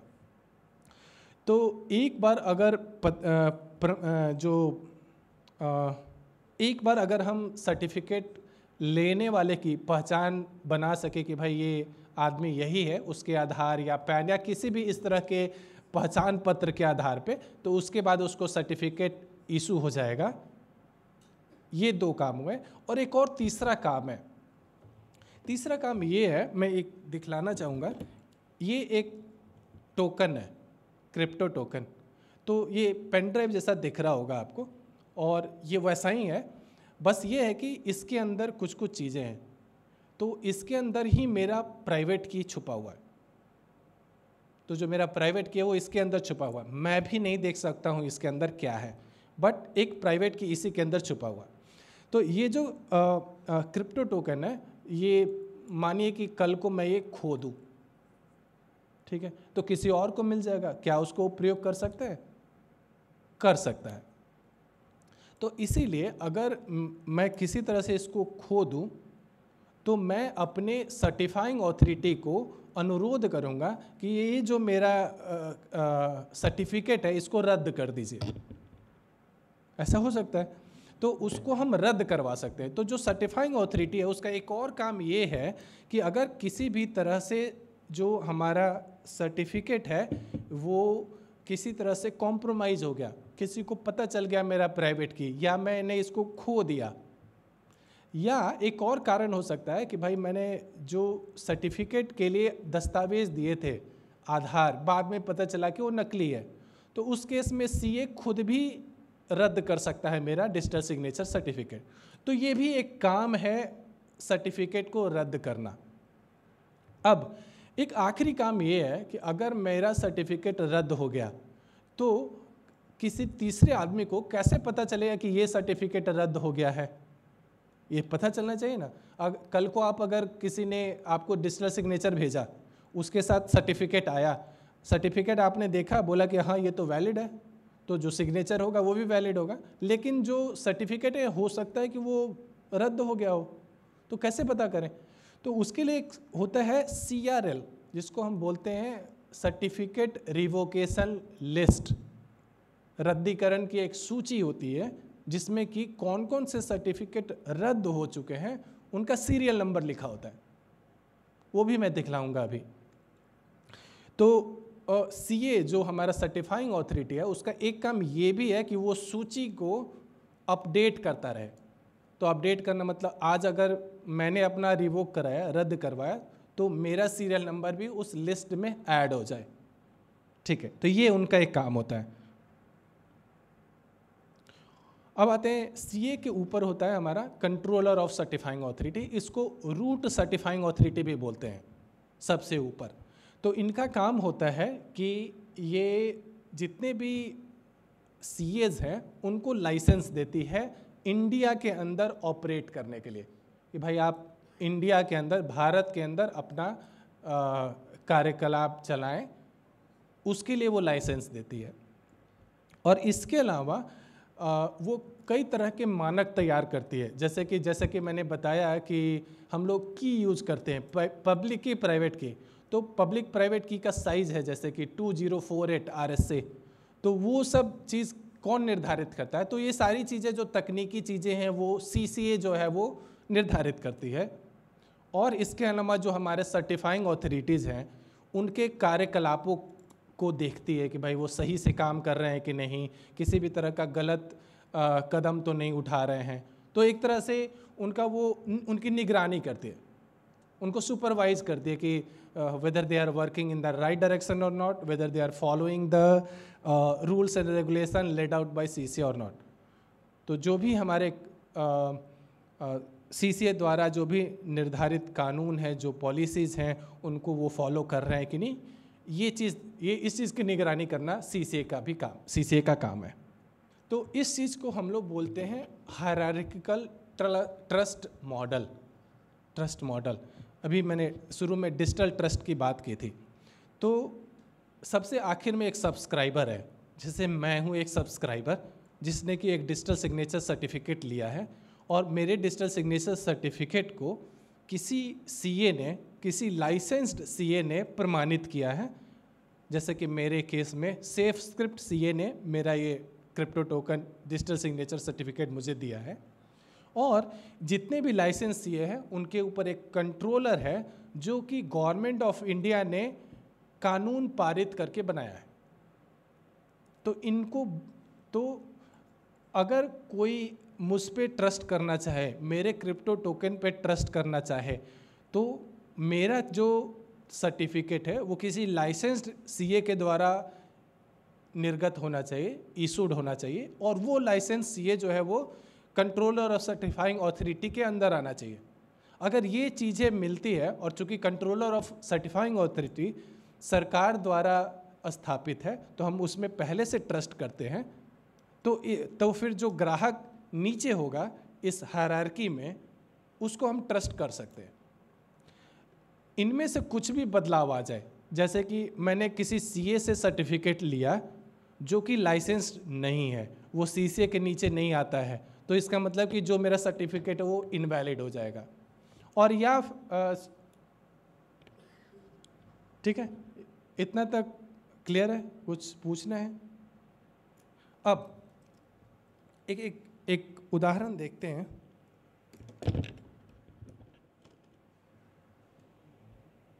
तो ये जो क्रिप्टो टोकन था वो मैंने अपने सिस्टम में लगाया, और लगाने के बाद उसका एक एप्लीकेशन है जो कि खुल गया। ठीक है, अपने आप खुल जाएगा। आप कोई भी बाहर का जो डिवाइस प्रयोग करते हैं तो पहले ड्राइवर इंस्टॉल करते हैं। तो उसी तरह से ये जो क्रिप्टो टोकन हमने लिया तो उसका भी एक ड्राइवर आता है जो कि उसी में रहता है। मैं दिखलाना चाहूँगा आपको।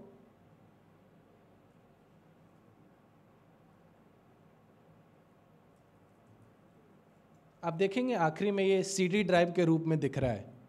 ठीक है, ई ड्राइव के रूप में दिख रहा है। अगर मैं इस ई ड्राइव को खोलूं तो इसके अंदर इनका सेटअप का एक फाइल है, इसको रन करूंगा तो वो इंस्टॉल हो जाएगा। तो किसी भी कंप्यूटर में अगर आपको ये क्रिप्टो टोकन प्रयोग करना है तो सबसे पहले उसको इंस्टॉल करना पड़ेगा वो एप्लीकेशन, जिससे कि हमारे सिस्टम को जानकारी हो कि ये कौन सा डिवाइस है। ये सामान्य प्रक्रिया है। पहले ऐसा होता था कि, मैं बहुत पहले की बात कर रहा हूँ, कि जब हम लैपटॉप फॉर्मेट करते थे या नया ऑपरेटिंग सिस्टम डालते थे तो एक एक ड्राइवर डालते थे, डिवाइस का अलग, वाईफाई का अलग, नेटवर्क का अलग। अब ऐसा नहीं होता क्योंकि जो हमारा विंडोज़ है उसमें पहले से सब डल के आते हैं। लेकिन ये एक नया डिवाइस है जो कि विंडोज़ को पता नहीं है, तो अगर उसको पता नहीं है तो उसको बताने के लिए उसका एक एप्लीकेशन डालना पड़ेगा, तभी वो उसको समझ पाएगा। अब जैसे कि आप PDF डॉक्यूमेंट यूज़ करते हैं तो एडोब एक्रोबैट डालते हैं ना उसको खोलने के लिए, या अगर आप डॉकएक्स फाइल है आपके पास तो उसको कैसे खोलेंगे? कोई ना कोई एप्लीकेशन डालना होगा। तो उसी भांति अगर हम क्रिप्टो टोकन यूज़ करते हैं तो उसका एक एप्लीकेशन है, उसका एक ड्राइवर है जो हम डालेंगे तभी उसको रिकॉग्नाइज करेगा। जैसे ही मैंने डाला वो यहाँ रिकॉग्नाइज कर गया। अब आते हैं सर्टिफिकेट पे। इसके अंदर सर्टिफिकेट है,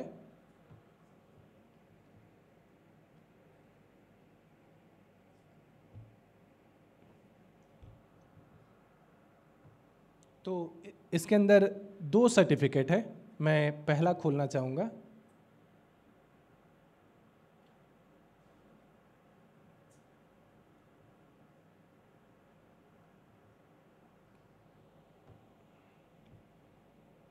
तो ये सर्टिफिकेट जो है, मैं यहाँ ईश्वर पे आ रहा हूँ। ईश्वर मतलब किस सीए ने इसको निर्गत किया है।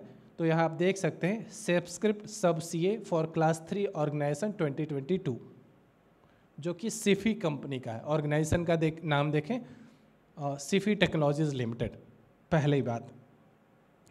दूसरी बात आते हैं कि ये किसको इशू किया गया है, तो ये अनूप कुमार पांडे को इशू किया गया है, और इसकी वैधता जो है वो 2023 सितंबर से लेके 2025 सितंबर तक है। मैंने 2 साल के लिए इसको निर्गत कराया है। इसके अलावा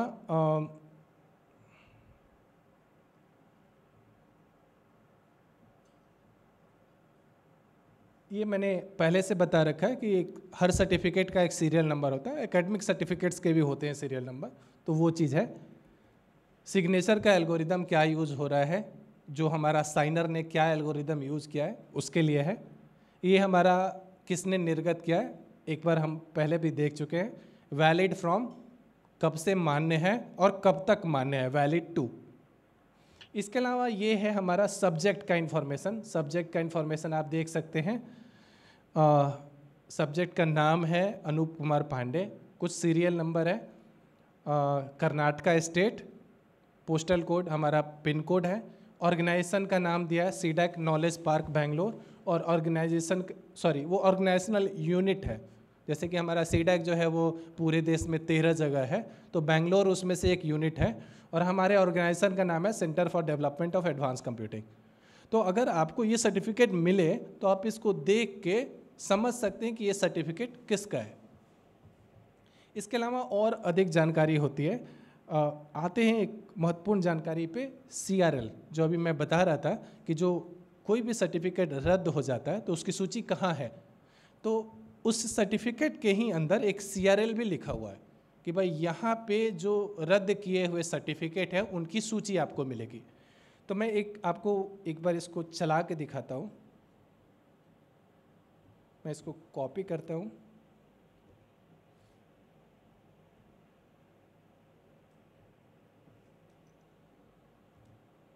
और इसको डाउनलोड करने की कोशिश करता हूँ। डाउनलोड हो गया है, ओपन करते हैं इसको, जूम करते हैं। तो ये जो आप ऊपर में देख सकते हैं इसका टाइटल, सर्टिफिकेट रिवोकेशन लिस्ट किसका है, तो जो ईश्वर है हमारा वो सेफ स्क्रिप्ट है। तो हर जो CA है वो अपना अपना अलग अलग बनाता है सर्टिफिकेट रिवोकेशन लिस्ट, ठीक है, कि जो सर्टिफिकेट उसने निर्गत किया है, इशू किया है, वो केवल उसको रिवोक कर सकता है। ऐसा नहीं कि मेरा सर्टिफिकेट सेफ स्क्रिप्ट से है और ई-मुद्रा वाले ने उसको रिवोक कर दिया, ऐसा नहीं हो सकता है, पहली बात। और इसकी भी एक वैलिडिटी है, ठीक है। तो जो आप अगर इसको आप देखें तो ये कितने दिनों के लिए वैलिड है, 27 मार्च से लेके 3 अप्रैल, इतने ही। उसके बाद से फिर उनको अपडेट करना है। वैसे तो सामान्यतया हर 12 घंटे पे अपडेट करना चाहिए, पर हमारे यहाँ ये जो है वो CA टू CA डिपेंड करता है कि कौन सा सर्टिफाइंग अथॉरिटी कितने दिन पे अपडेट करता है। अब आते हैं सर्टिफिकेट रिवोकेशन लिस्ट पे।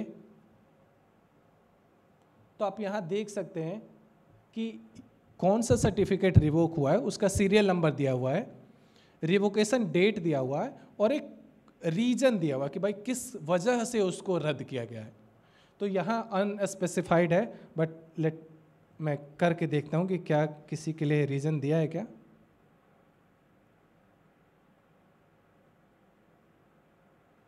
तो काफ़ी सारे हुए हैं। एक जगह कुछ था की कॉम्प्रोमाइज, तो बहुत सारों के लिए अनस्पेसिफाइड है, किन्हीं वजह से उसका रद्द किया गया, बट एक के केस में अलग कारण दिया हुआ कि भाई इनका की कॉम्प्रोमाइज़ हो गया, किसी तरह से इनका की किसी को पता चल गया, तो इसलिए। या फिर हम अगर इसको खो भी देते तो उसको भी की कॉम्प्रोमाइज़ के श्रेणी में रख सकते हैं। तो ये है हमारा सर्टिफिकेट रिवोकेशन लिस्ट। अब वापस आते हैं अपने प्रेजेंटेशन पे, करते हैं। तो अभी जो मैंने हायरार्की की बात की थी, एक मिनट इसको बंद करते हैं।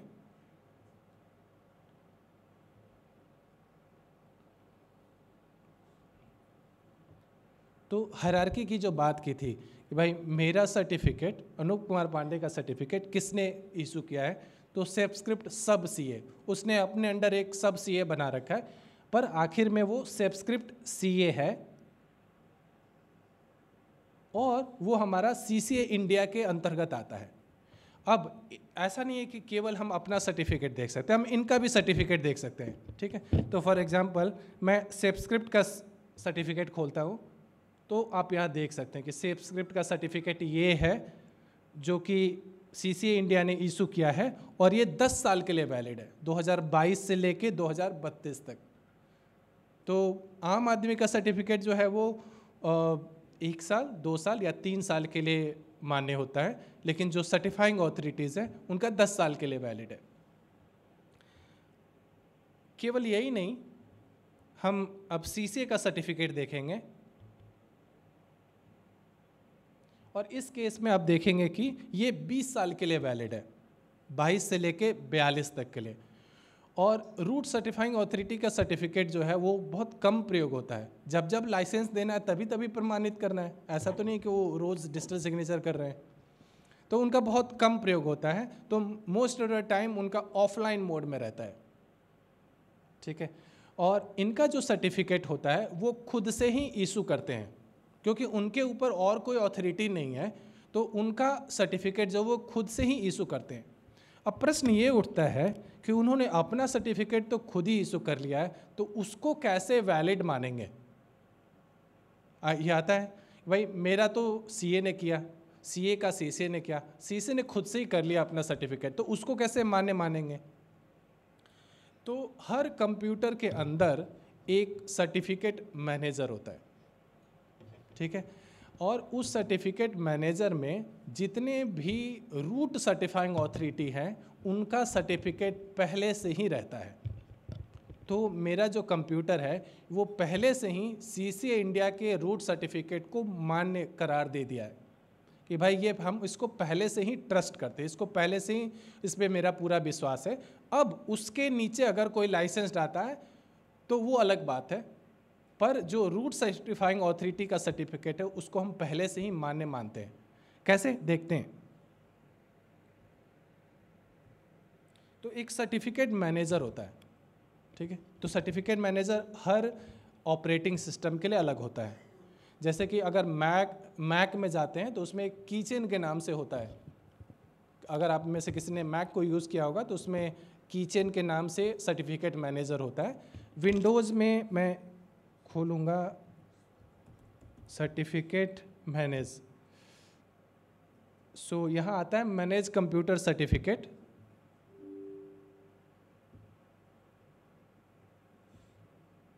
तो ये हमारा देखिए जो सर्टिफिकेट है ना, अभी जैसे हम डिजिटल सिग्नेचर के लिए बता रहे हैं कि हम सर्टिफिकेट का प्रयोग करते हैं, पर ऐसा नहीं है कि केवल उसी चीज़ के प्रयोग होता है।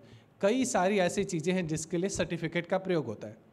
और हमारे देश में सीसीए एक रूट सर्टिफाइंग ऑथोरिटी है, लेकिन बाकी देश भी हैं। तो जो हमारा ऑपरेटिंग सिस्टम है वो अन्य देशों में भी प्रयोग होता है, तो वहाँ भी कोई ना कोई सर्टिफाइंग ऑथोरिटी होगी। तो वो जितने भी रूट सर्टिफाइंग ऑथोरिटी होते हैं वो उनको यहाँ सेव करके रखा जाता है। इसको मैं एक बार जूम करूँगा तो यहाँ एक वर्ड है ट्रस्टेड रूट सर्टिफिकेशन ऑथोरिटीज़। इसमें जाएंगे और इसमें जितने भी ट्रस्टेड है रूट सर्टिफाइंग ऑथोरिटी वो इसमें है, जिसमें कि आप देखेंगे कि सीसीए इंडिया 2022 भी है। अब इसमें आप अपना सर्टिफिकेट भी जोड़ सकते हैं, लेकिन वो केवल आपके कंप्यूटर पे काम करेगा, आपके कंप्यूटर पे उसको ट्रस्ट करेगा, अब लेकिन किसी दूसरे के कंप्यूटर पे नहीं, जब तक कि माइक्रोसॉफ्ट खुद उसको ना जोड़े। क्योंकि माइक्रोसॉफ्ट अगर जोड़ता है तो सबके कंप्यूटर में आ जाएगा, लेकिन अगर आप अपने कंप्यूटर में किसी को ट्रस्ट कर रहे हैं कि भाई ये रूट सर्टिफाइंग ऑथोरिटी मेरा ट्रस्टेड है, तो केवल आपके ही कंप्यूटर में काम करेगा, दूसरे के कंप्यूटर में काम नहीं करेगा।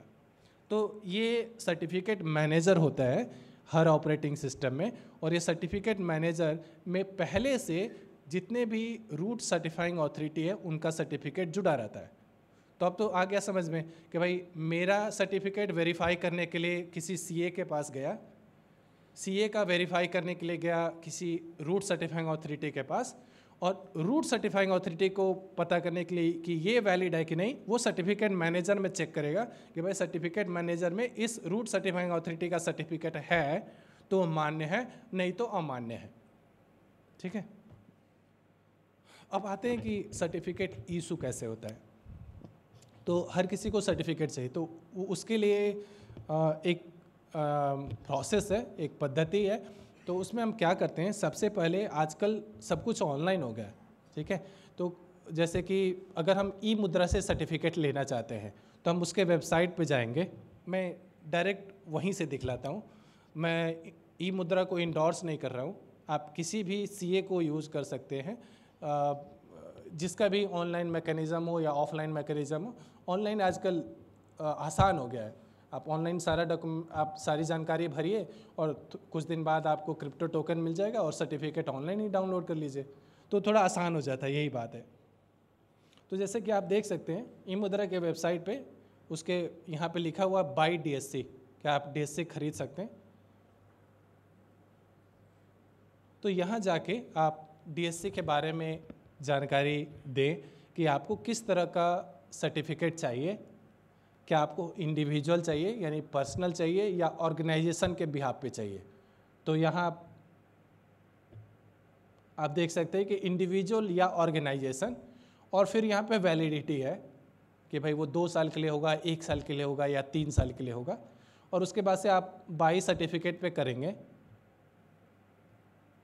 तो यहाँ कुछ जानकारी लेंगे आपका, बाद में आधार की भी जानकारी लेंगे, आपका OTP से वेरिफिकेशन करेंगे, पेमेंट करने को कहेंगे। जो भी आपने जैसे जितनी वैलिडिटी ली हो, 3 साल होगी तो थोड़ी सी फ़ी ज़्यादा होगी, 2 साल होगी तो फ़ी कम होगी।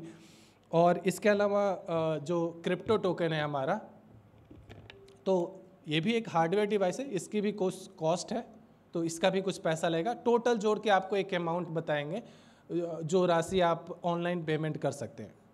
पेमेंट करने के बाद से वीडियो KYC होगा, चूँकि ऑनलाइन हो रहा है तो वीडियो KYC होगा। वीडियो KYC के लिए आप मोबाइल से भी कर सकते हैं, डेस्कटॉप से भी कर सकते हैं, लैपटॉप से भी कर सकते हैं। एक बार वीडियो KYC होने के बाद आपके पास ये क्रिप्टो टोकन पोस्ट के माध्यम से 1-2 दिन में आ जाएगा। मतलब ये निर्भर करता है कि आप कहाँ हैं, पोस्टल सेवा कितनी जल्दी आपके यहाँ पहुँच सकती है, ये आ जाएगा। ये आने के बाद से एक एप्लीकेशन के माध्यम से इसमें प्राइवेट की पब्लिक की जनरेट होगा, इसी के अंदर जनरेट होता है, बाहर नहीं होता। ये बहुत महत्वपूर्ण बात है, प्राइवेट की पब्लिक की इसके अंदर ही जनरेट होगा। और जो 1 मिनट, तो अगर ये देखें कि ये प्रोसेस मैंने बताया है कि आप अपनी जानकारी भरते हैं, ऑनलाइन पेमेंट करते हैं, और एक रजिस्ट्रेशन अथॉरिटी है जो कि वेरीफाई करता है। जैसे कि अभी के केस में मैंने बताया कि वीडियो KYC से आपका वेरीफाई हो जाएगा, ठीक है। और अदरवाइज़ आपका आधार का वेरिफिकेशन या आपके निवास प्रमाण पत्र का जो वेरिफिकेशन है वो होगा। वेरिफिकेशन के बाद आपके पास ये क्रिप्टो टोकन आ जाएगा और एक एप्लीकेशन रहेगा जो कि आपके लिए इसमें क्रिप्टो मतलब इसमें प्राइवेट की और पब्लिक की जनरेट करेगा। पब्लिक की जो है वो बाहर आएगा और वो जाएगा CA के पास, और CA जो है एक सर्टिफिकेट में उसको डाल के और आपको इशू कर देगा, ठीक है। केवल पब्लिक ही जाएगा, प्राइवेट की कभी इससे बाहर नहीं निकलता है, ये हमेशा इसके अंदर ही रहेगा। और पब्लिक ही बाहर जाएगा, आपके अन्य जो भी जानकारी आपने दिया है, जो भी नाम, विभाग, संगठन, जो भी आपने अपने राज्य का नाम, अपने शहर का नाम जो भी दिया, उसके आधार वो भी जानकारी जाएगी। और CA जो है उसके आधार पे आपको एक certificate, digital signature certificate issue करेगा, जो कि वापस इसी में स्टोर हो जाएगा। तो अभी मैंने दिखलाया था ना कि मैंने जब इसको लगाया तो वो सर्टिफिकेट इसमें दिख रहा था, ठीक है। तो और एक बार सर्टिफिकेट इसमें स्टोर हो गया तो बस इसके बाद से आप डिजिटल सिग्नेचर कर सकते हैं। तो जो इसकी विधि है वो काफ़ी आसान है, आजकल तो ऑनलाइन हो गई तो और भी आसान हो गई है। अप्लाई करिए, 2 दिन के अंदर ये क्रिप्टो टोकन आएगा और उसके बाद से एक एप्लीकेशन डाउनलोड कर लीजिए। अलग अलग कंपनियों का अलग अलग एप्लीकेशन है, तो ई मुद्रा का अलग होगा, सेफस्क्रिप्ट का अलग होगा। वो डाउनलोड करके और उसकी सहायता से आप इसमें सर्टिफिकेट जनरेट कर लीजिए। मुश्किल से 1 मिनट लगता है, क्रिप्टो टोकन आने में जो समय लगता है उतना ही, उसके बाद से मुश्किल से 1 मिनट लगेगा।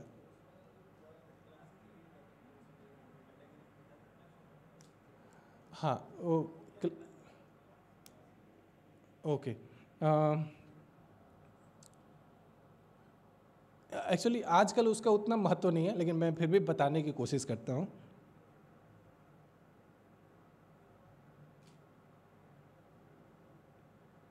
तो जो सर्टिफिकेट होता है, कोई भी सर्टिफिकेट होता है तो उसका एक एश्योरेंस लेवल होता है। एश्योरेंस लेवल क्या है कि जब भी हम क्रिप्टो टोकन कोई भी सर्टिफिकेट इशू कराते हैं तो हमारे पहचान का सत्यापन होता है। तो किस लेवल का सत्यापन हुआ उसके आधार पे सर्टिफिकेट का क्लास होता है। तो क्लास ए, क्लास 2, क्लास 3 और इसके अलावा आजकल नए आ गए हैं वो EKYC वाले जो KYC के थ्रू हो रहे हैं, इलेक्ट्रॉनिक KYC आधार बेस्ड। तो वो हमारा पहचान करने का एक तरीका होता है। जैसे पहले जब क्लास 1 होते थे तो वो केवल ईमेल वेरिफिकेशन होता था। किस लेवल तक जा रहे हैं, ठीक है। तो जैसे कि मैंने ऑनलाइन सर्टिफिकेट जमा कर दिया, उससे एक हमारी पहचान बनी। दूसरी बात हुई कि वो रजिस्ट्रेशन अथॉरिटी के तरफ से एक आदमी आएगा, वो देखिएगा कि ये आदमी है कि नहीं और मेरे ओरिजिनल से जो छाया प्रति है उसको सत्यापित करेगा। तो ये क्लास 3 हो गया कि उसने सब कुछ वेरीफाई किया कि वो पर्सन असली में है कि नहीं और उसने जो दस्तावेज जमा किए हैं वो ओरिजिनल से मैच कर रहे हैं कि नहीं। तो उस आधार पे होता है हमारा सर्टिफिकेट क्लास। तो जो क्लास 3 होता है वो सबसे हाईएस्ट एश्योरेंस देता है और क्लास 1 तो अब हमारे यहाँ देश में प्रयोग ही नहीं होता है। इनफैक्ट अब क्लास 2 भी मुश्किल से ही प्रयोग होता है। तो ये हमारा क्रिप्टो टोकन है, ठीक है। Crypto token USB pen drive type होता है कि इसी के अंदर जनरेट होता है और इससे की कभी भी बाहर नहीं आता है और ये हर तरह से सुरक्षित है ना। कोई भी चीज़ अगर मैं कहूँ कि ये सुरक्षित है, मैं कहूँ कि आईफोन बहुत ही अच्छा है, तो कैसे इसको माने। तो एक है कि आप प्रयोग करके देखें और या फिर आप किसी पे विश्वास करें, कोई सर्टिफाई करे। यहाँ भी एक सर्टिफाइंग अथॉरिटी की बात आती है। तो जो हमारा क्रिप्टो टोकन है वो FIPS 140-2 सर्टिफाइड है, जो कहता है कि इससे किसी भी तरह के छेड़छाड़ करके आप प्राइवेट की नहीं निकाल सकते हैं। तो ये चीज़ है, FIPS 140 कंप्लायंट है और ये टैम्पर रेसिस्टेंट है कि आप किसी भी तरह से इसमें से प्राइवेट की नहीं निकाल पाएंगे। यहाँ तक कि मैं इसका प्रयोग करता हूँ लेकिन मुझे भी इसकी प्राइवेट की पता नहीं है क्या है। अब सवाल ये उठता है कि अगर मुझे और एक और बात ये है कि प्राइवेट की जो है हमारी वो एक पिन से सुरक्षित होती है, ठीक है। तो कोई अगर अभी मैं एक उदाहरण दे रहा था कि कल को मैं अगर ये कहीं गिर जाए हमसे, किसी और को मिले, क्या वो प्रयोग कर सकता है? नहीं, क्योंकि ये जो है एक पिन के द्वारा प्रोटेक्टेड होती है। वो पिन कुछ भी अल्फ़ा न्यूमेरिक हो सकता है, वो केवल नंबर नहीं है, वो अल्फ़ा न्यूमेरिक है, आप अल्फ़ाबेट भी दे सकते हैं कुछ। और इसको केवल 10 बार ही हम गलत पिन डाल के ट्राई कर सकते हैं। अगर इसको खोलने की कोशिश करें तो 10 बार ही गलत देंगे, उसके बाद से वो लॉक हो जाएगा। अब एक मैं उदाहरण देना चाहता हूँ कि मैंने भी एक बार ऐसा किया था कि मैं प्रोग्राम के थ्रू इसको एक्सेस कर रहा था और मैं ट्रायल कर रहा था, मुझे ध्यान नहीं रहा, 10 बार से ज़्यादा गलत पिन पे चला गया, तब ये लॉक हो गया। एक बार ये लॉक हो गया तो ये किसी तरह से अनलॉक नहीं हो सकता। फिर मुझे नया क्रिप्टो टोकन खरीदना पड़ा और नया सर्टिफिकेट लेना पड़ा। ऐसा नहीं हो सकता है कि आप किसी तरह से जैसे फॉरगॉट पासवर्ड करते हैं ना, वो चीज़ इसमें नहीं है। अगर आप गलत डाल के इसको लॉक कर लिए 10 बार गलत डाल के, तो फिर उसके बाद से आपको नया खरीदना पड़ेगा और इसको रिवोक कराना पड़ेगा। तो एक ये भी केस है जिसमें कि हम रिवोक कराते हैं, ठीक है। तो क्रिप्टो टोकन आया समझ में। तो ये केवल एक तरीका है जहां हम अपना प्राइवेट की और सर्टिफिकेट स्टोर करके रखते हैं और इसी का प्रयोग करते हैं कहीं भी डिजिटल सिग्नेचर करने के लिए। अब सर्टिफिकेट कितने तरह के हैं? तो एक सर्टिफिकेट हो गया हमारा जो हम साइन करने के लिए प्रयोग करते हैं, तो उसको हम बोलते हैं डिजिटल सिग्नेचर सर्टिफिकेट।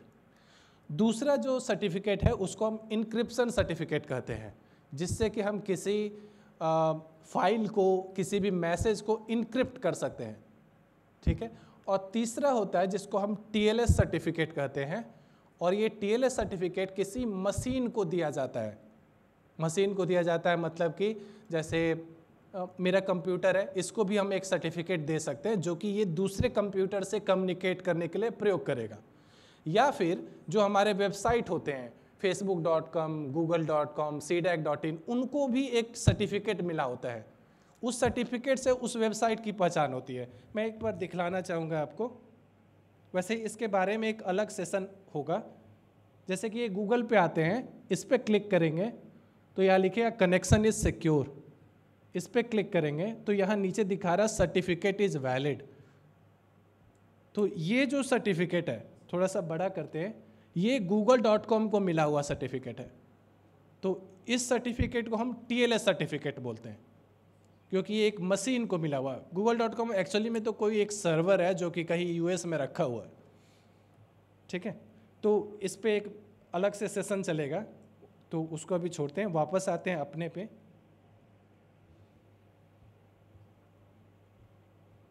तो ये पार्ट देख चुके हैं। तो ये 3 तरह के सर्टिफिकेट होते हैं।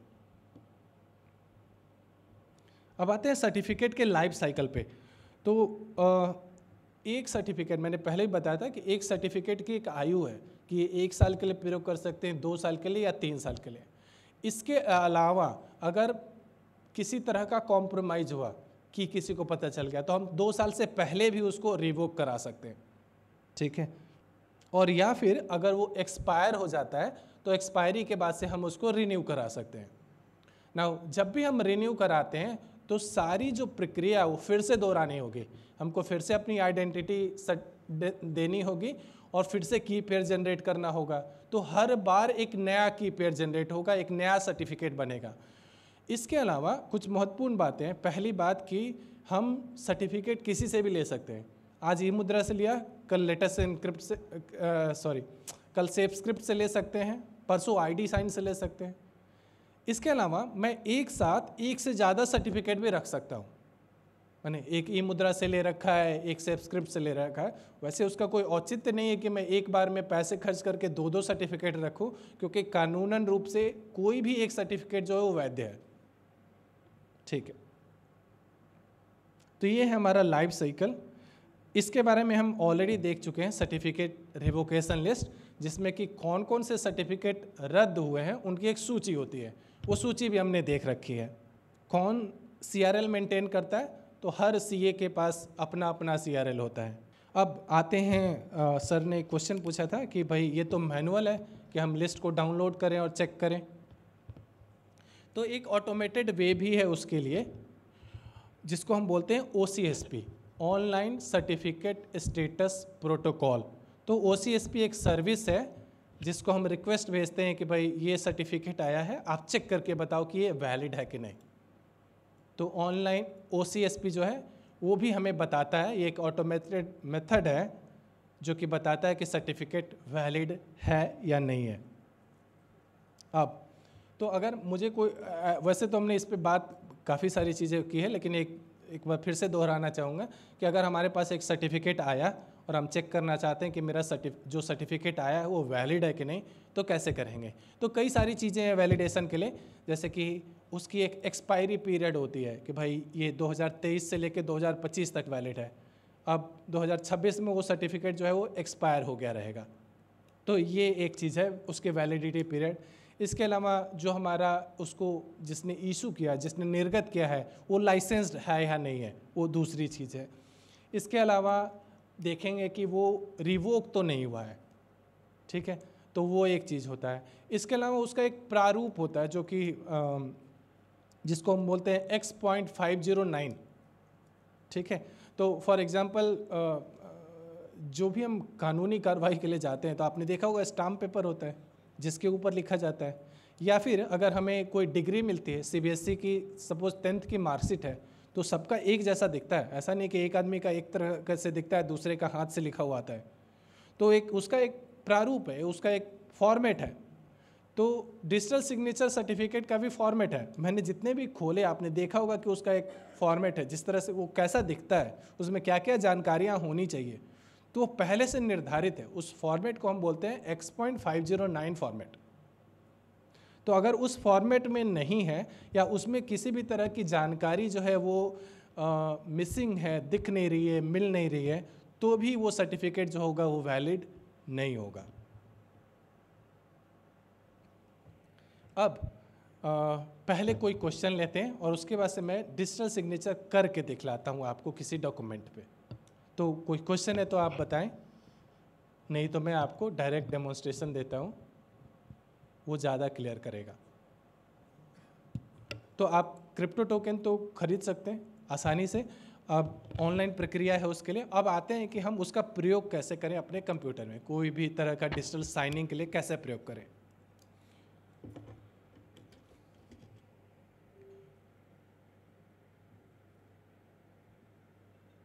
तो पहले मैं शुरुआत करता हूँ वर्ड डॉक्यूमेंट से। तो एक वर्ड डॉक्यूमेंट लेंगे,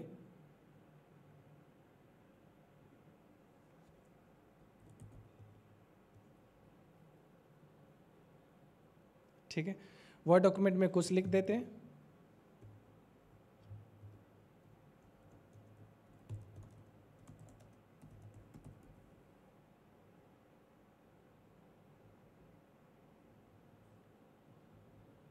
हाय दिस इज टेस्ट डॉक्यूमेंट, बस कुछ लिख दिया।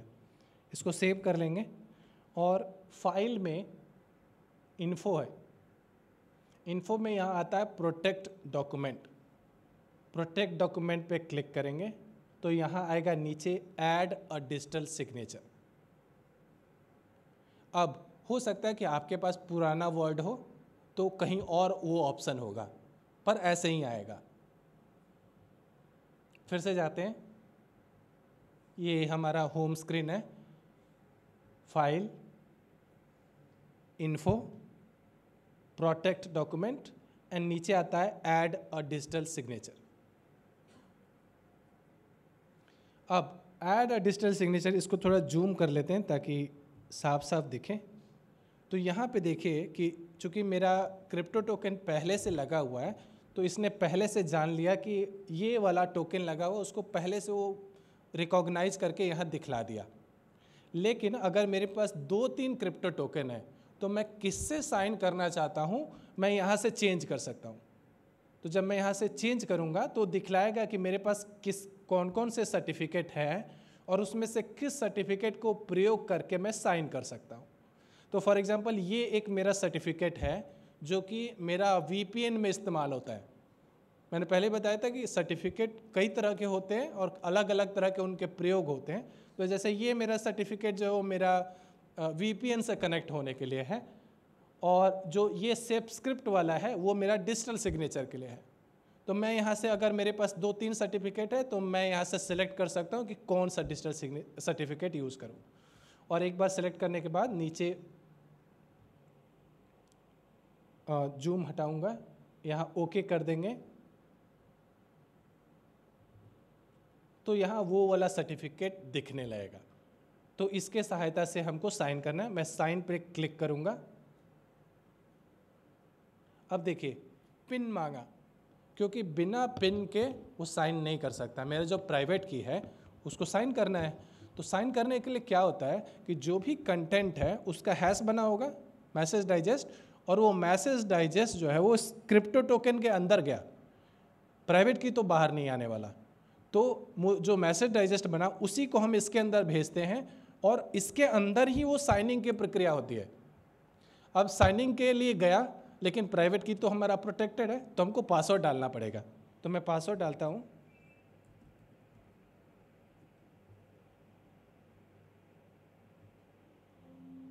तो यहाँ हमारे पास संदेश आ गया कि your signature has been successfully saved with document. If this document is changed your signature will become invalid. अब आते हैं वो इंटीग्रिटी, अखंडता वाली बात, कि अगर हम इस सिग्नेचर करने के बाद इस डॉक्यूमेंट में किसी भी तरह का बदलाव करते हैं, किसी भी तरह का मॉडिफिकेशन करते हैं, कुछ हटाते हैं, कुछ जोड़ते हैं, तो वो मान्य नहीं होगा। अगर करने की कोशिश करेंगे तो जो डिजिटल सिग्नेचर होगा वो हट जाएगा। अगर हट गया तो हम मान जाएंगे कि भाई किसी ने बदलाव किया है। ये आते हैं, थोड़ा छोटा करते हैं तो आप यहाँ देख सकते हैं कि अब ये बोल रहा है कि this is a signed document and it is marked as final. थोड़ा सा बड़ा करेंगे। This document has been marked as final to discourage editing. यानी कि एक बार डिजिटल सिग्नेचर हो गया, कंटेंट फाइनल हो गया, तो अब हम कोई भी बदलाव नहीं कर सकते। याद होगा पेपर वाला में कि 6,000 का चेक था उसको मैंने 60,000 बना दिया, तो वो चीज़ यहाँ नहीं होगी। जहाँ बदलाव करने की कोशिश करेंगे मेरा डिजिटल सिग्नेचर ही इनवैलिड हो जाएगा, फिर से किसी से साइन कराना पड़ेगा। ये है।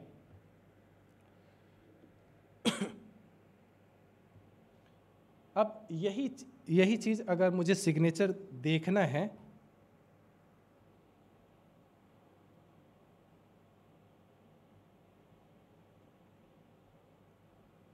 इस चीज़ को मैं फिर से दिखलाना चाहूँगा। ऊपर में भी ये चीज़ लिखा हुआ है कि an author has marked this document as final to discourage editing. लेकिन फिर भी हम एडिट कर सकते हैं, बट अगर हम एडिट करने की कोशिश करेंगे इसको,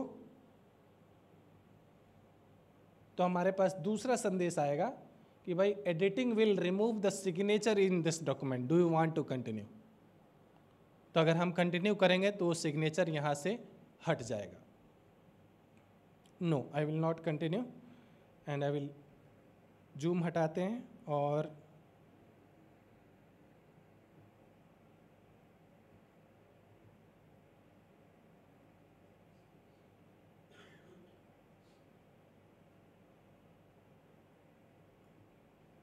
तो इसमें कोई डाउट, मतलब कि वर्ड में कैसे साइन करते हैं? तो वर्ड में साइन करने के लिए फाइल में जाएंगे, इन्फो, और यहाँ अभी तो ऑलरेडी साइन किया हुआ है तो यहाँ दिख नहीं रहा है। अब ये कह रहा है कि आप सिग्नेचर देखना चाहें तो सिग्नेचर देख सकते हैं। तो यहाँ ये सिग्नेचर है, साइड में दिख रहा है। इसको ओपन करेंगे तो यहाँ से हमको जानकारी भी मिल जाएगी। सिग्नेचर डिटेल में जाएंगे तो कि भाई किसने साइन किया है, अनूप कुमार पांडे ने साइन किया। मैं जूम करूँगा कि अनूप कुमार पांडे ने साइन किया और उसकी जानकारी दिखेगी कि भाई किस आदमी ने, ये सर्टिफिकेट दिख जाएगा। तो इस सर्टिफिकेट को देख के आप बता सकते हैं कि ये आदमी मतलब वैलिड सिग्नेचर है कि नहीं। ओके, अब यही चीज़ हम करेंगे पीडीएफ डॉक्यूमेंट में। तो मुख्य रूप से लोग या तो वर्ड यूज़ करते हैं या पीडीएफ यूज़ करते हैं। तो अब इसी चीज़ को हम पीडीएफ में करेंगे। मैं इसको सेव करूँगा एज ए पीडीएफ। इसी डॉक्यूमेंट को पीडीएफ की तरह सेव कर लेते हैं। इसको बंद करेंगे और ये पीडीएफ डॉक्यूमेंट आ गया मेरे पास।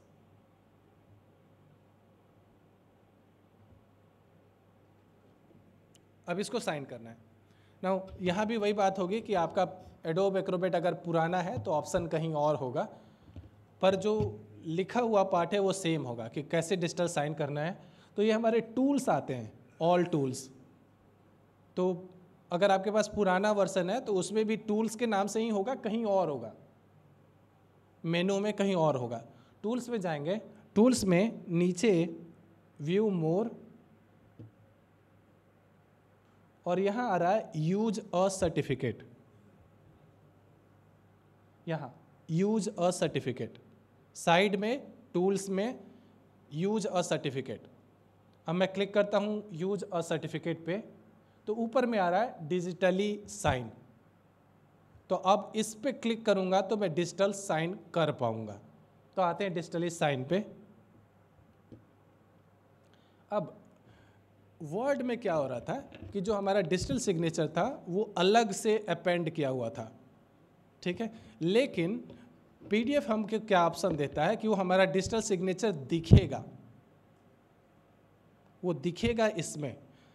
तो दिखेगा तो बड़ा एक प्रश्न आता है कि भाई डिजिटल सिग्नेचर तो एक नंबर था, तो दिख क्या रहा है? क्या वो नंबर दिख रहा है?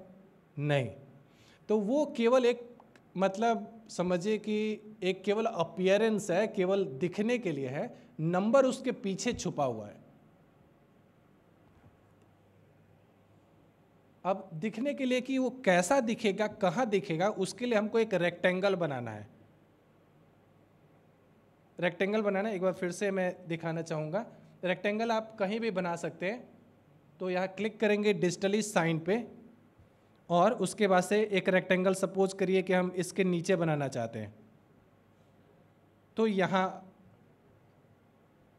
तो ये बिल्कुल जो हमारा फिजिकल पेपर पे होता है कि भाई यहाँ हमारे सीनियर ऑफिसर साइन करेंगे, यहाँ हमारे डायरेक्टर साइन करेंगे, यहाँ हमारे डीजी साहब साइन करेंगे, सबका साइन करने का एक जगह बना दिया जाता है। तो उस तरह से यहाँ एक सुविधा ये है, वर्ड में ऐसी सुविधा नहीं है, लेकिन यहाँ एक सुविधा है कि हम यहाँ बता सकते हैं कि सिग्नेचर दिखेगा कहाँ पे।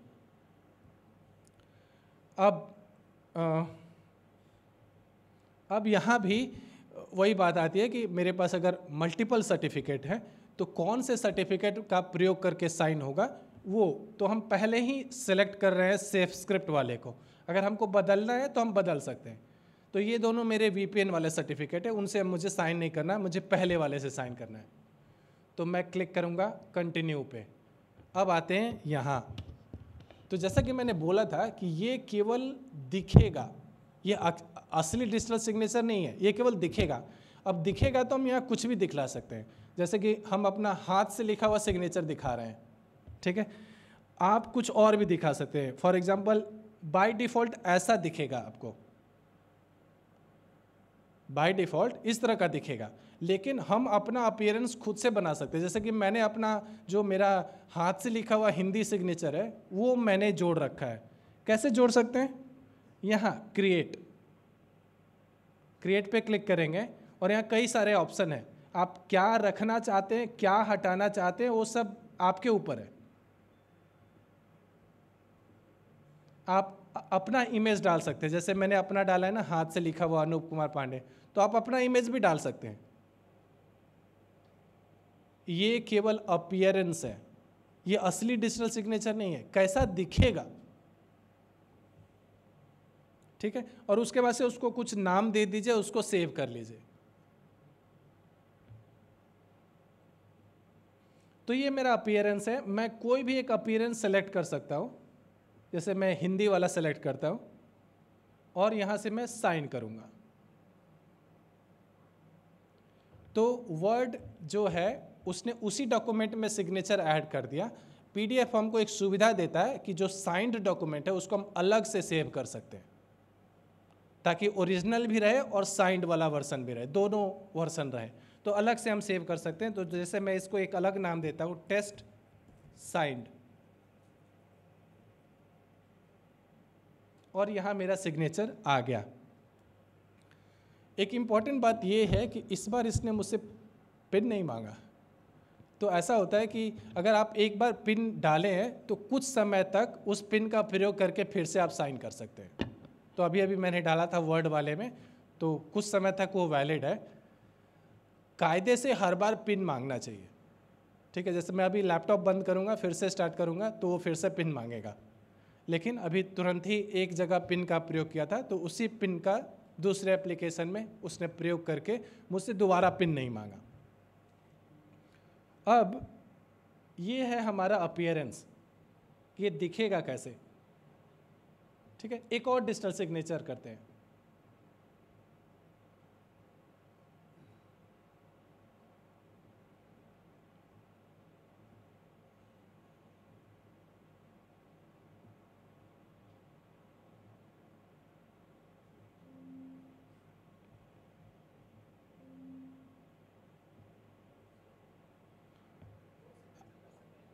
दो सिग्नेचर हम, पहली बात तो ये दिखलाना चाहता हूँ कि एक ही डॉक्यूमेंट में मल्टीपल साइन हो सकता है। तो जैसे कि अगर हम लोग सरकारी ऑफिस में पहले मैंने कुछ साइन किया, मेरे ऊपर मेरे रिपोर्टिंग ऑफिसर साइन करेंगे और फिर उसके ऊपर फाइनली जैसे हमारे एग्जीक्यूटिव डायरेक्टर साइन करेंगे। ऐसा होता है। जैसे कि हम इंडेंट रेज करते हैं कोई सामान खरीदने के लिए, तो इस तरह से आवेदन देते हैं कि हमको ये सामान खरीदना है, तो मैंने साइन किया, फिर मेरे अफसर साइन करेंगे, फिर फाइनली डायरेक्टर साइन करेंगे, तब जाके वो डॉक्यूमेंट मान्य होगा उनके सिग्नेचर के बाद। तो डिजिटल जैसे फिजिकल वर्ल्ड में होता है, उस तरह से डिजिटल वर्ल्ड में भी PDF में ऐसा हम कर सकते हैं, एक के बाद एक साइन। पर यहाँ इम्पोर्टेंट बात ये है कि जैसे फिजिकल जो डॉक्यूमेंट था, वहाँ ये नहीं पता चलता है कि किस ऑर्डर में साइन हुआ, किस क्रम में साइन हुआ, पहले किसने साइन किया, बाद में किसने साइन किया। हाँ, ऑफिस है तो हमको पता है कि भाई मेरे साइन के बाद ही डायरेक्टर साइन करेंगे, ऐसा नहीं है कि पहले वो कर देंगे, लेकिन उसमें करना मुश्किल है। बट यहाँ डिजिटल में ऐसा है कि पहले कंटेंट जो है, क्योंकि ये कंटेंट पे डिपेंडेंट है डिजिटल सिग्नेचर, तो इसका मतलब ये है कि जो मैंने साइन किया उसके ऊपर ही अगला आदमी साइन कर रहा है। और फिर उसके ऊपर तीसरा आदमी साइन कर रहा है। तो जब दूसरा मतलब मेरे बाद अगर डायरेक्टर ने साइन किया तो जो डायरेक्टर ने साइन किया उसमें मेरा सिग्नेचर भी जुड़ा हुआ है। तो डायरेक्टर जब साइन कर रहा है तो उसका जो कंटेंट है उस कंटेंट में मेरा सिग्नेचर भी एक कंटेंट है। ये महत्वपूर्ण बात है। दूसरी बात मैं ये समझाने की कोशिश कर रहा हूँ कि डिजिटल सिग्नेचर मेरा ही है, पर अपीयरेंस अलग अलग है, दिखने में अलग अलग है दोनों, पर है मेरा ही। कैसे पता चलेगा? इस पर क्लिक करेंगे तो यह दिखा रहा है signature is valid signed by Anup Kumar Pandey anup@cdac.in।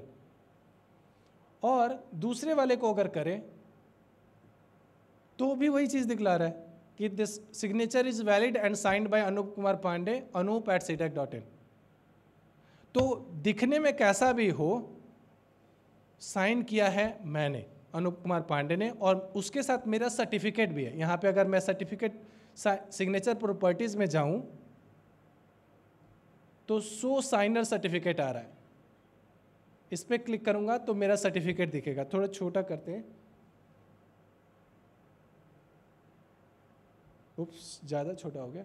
तो वैसे आप समझ सकते हैं कि ये सर्टिफिकेट दिखाने का एक तरीका है। Anup Kumar Pandey CDAC knowledge park and safe script द्वारा इशू किया गया। वही सारी चीज़ें हैं, थोड़ा दिखाने का तरीका अलग है, पर है वही सर्टिफिकेट अनूप कुमार पांडे का। तो इस तरह से हम साइन करते हैं। कैसे साइन करते हैं एक बार फिर से रिपीट करूंगा।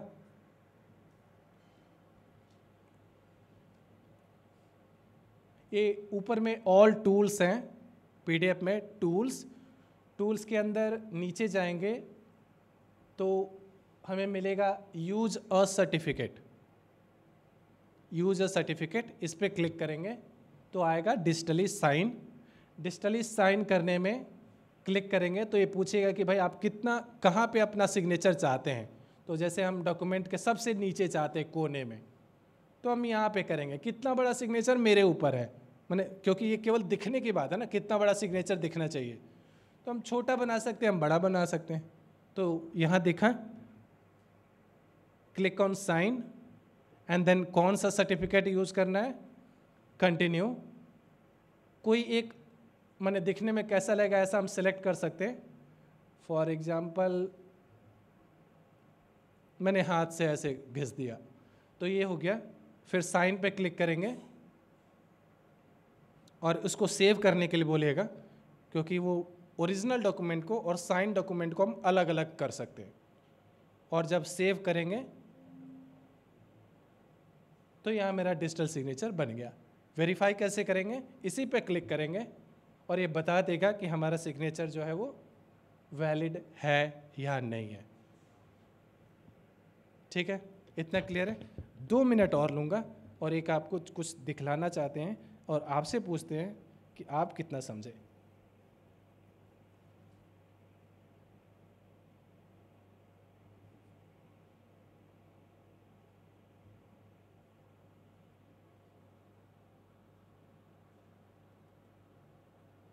ये सिग्नेचर किसका है? कोई बताएं? आर बालाजी? नहीं, ये अपीयरेंस है। आर बालाजी का मैंने अपीयरेंस लिया है, ये सिग्नेचर मेरा है।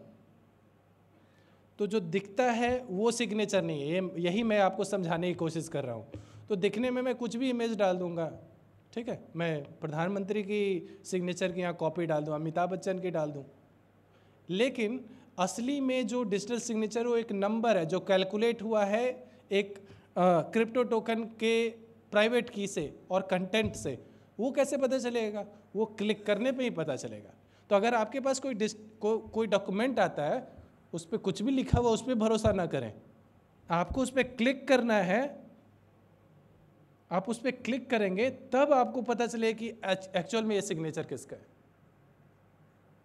ठीक है, अब एक और बात आते हैं कि जो मैंने इतनी जो प्रोसेस बताया कि डिजिटल सिग्नेचर ऐसे होता है, वो केवल समझने के लिए है। जैसे मैं जब मैं साइन कर रहा था पीडीएफ में या वर्ड में, तो क्या मैंने हैश बनाया? क्या मैंने इनक्रिप्ट किया, डिक्रिप्ट किया? नहीं। तो एज ए एंड यूज़र मुझे वो सब करने की ज़रूरत नहीं है। मेरे बिहाफ पे जो एडोब रीडर है या माइक्रोसॉफ्ट वर्ड है, वो मेरे बिहाफ पे वो सारा कुछ काम कर रहा है। यहाँ तक कि आपने देखा कि वेरिफिकेशन भी वो खुद ही कर रहा है और लिख रहा है कि सिग्नेचर इज़ वैलिड, तो वेरिफिकेशन भी वो मेरे बिहाफ पे कर लेगा। पर वो जानना क्यों ज़रूरी है प्रोसेस? इसलिए जैसे मैंने अभी आपको धोखा करके दिखलाया कि वो आर बालाजी है या कौन है, वो तभी पता चलेगा जब आप क्लिक करेंगे। अब अनूप कुमार पांडे anup@cdac.in लिखा हुआ, कई बार ऐसा होगा कि ईमेल लोग नहीं देते हैं सर्टिफिकेट लेने के वक्त में, तो कैसे पता चलेगा कि कौन से वाले अनूप कुमार पांडे ने? भारत में इतने ही बिलियन लोग हैं, कैसे पता उसमें हो सकता है कि कई अनूप कुमार पांडे हों? तो तब पता चलेगा जब आपको पता हो कि भाई हमको सर्टिफिकेट चेक करना चाहिए, क्योंकि सर्टिफिकेट के अंदर अधिक जानकारी हो गई कि भाई वो किस स्टेट का है, किस ऑर्गेनाइजेशन का है। तो उसके लिए हमको पता होना चाहिए कि हम इस पर क्लिक करके और यहाँ सर्टिफिकेट देख सकते हैं, सर्टिफिकेट देख सकते हैं। यहाँ डिटेल में जाएंगे अगर हम, तो यहाँ पे दिखलाएगा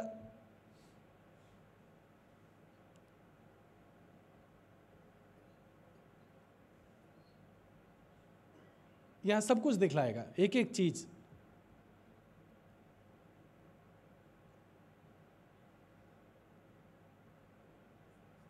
ठीक है, तो ये बहुत महत्वपूर्ण है कि आप केवल ये ना जाने कि साइन कैसे करना, आप ये भी जाने कि हम मैनुअली कैसे चेक कर सकते हैं, केवल अपीयरेंस पे नहीं जाना है। ठीक है, तो फिलहाल के लिए इतना ही। अगर आपके पास कोई क्वेरी हो, कोई क्वेश्चन हो, तो आप पूछ सकते हैं अभी, और या फिर ये हमारा ईमेल एड्रेस है। तो जैसा कि मैंने बताया था कि एक मेरा पर्सनल ईमेल है ऑफिस की तरफ से anup@cdac.in, और एक हमारी कम्युनिटी है PKI की, तो pki@cdac.in। आप किसी पे भी ईमेल कर सकते हैं, किसी भी तरह की आवश्यकता हो, हर तरह की सहायता मुहैया कराई जाएगी।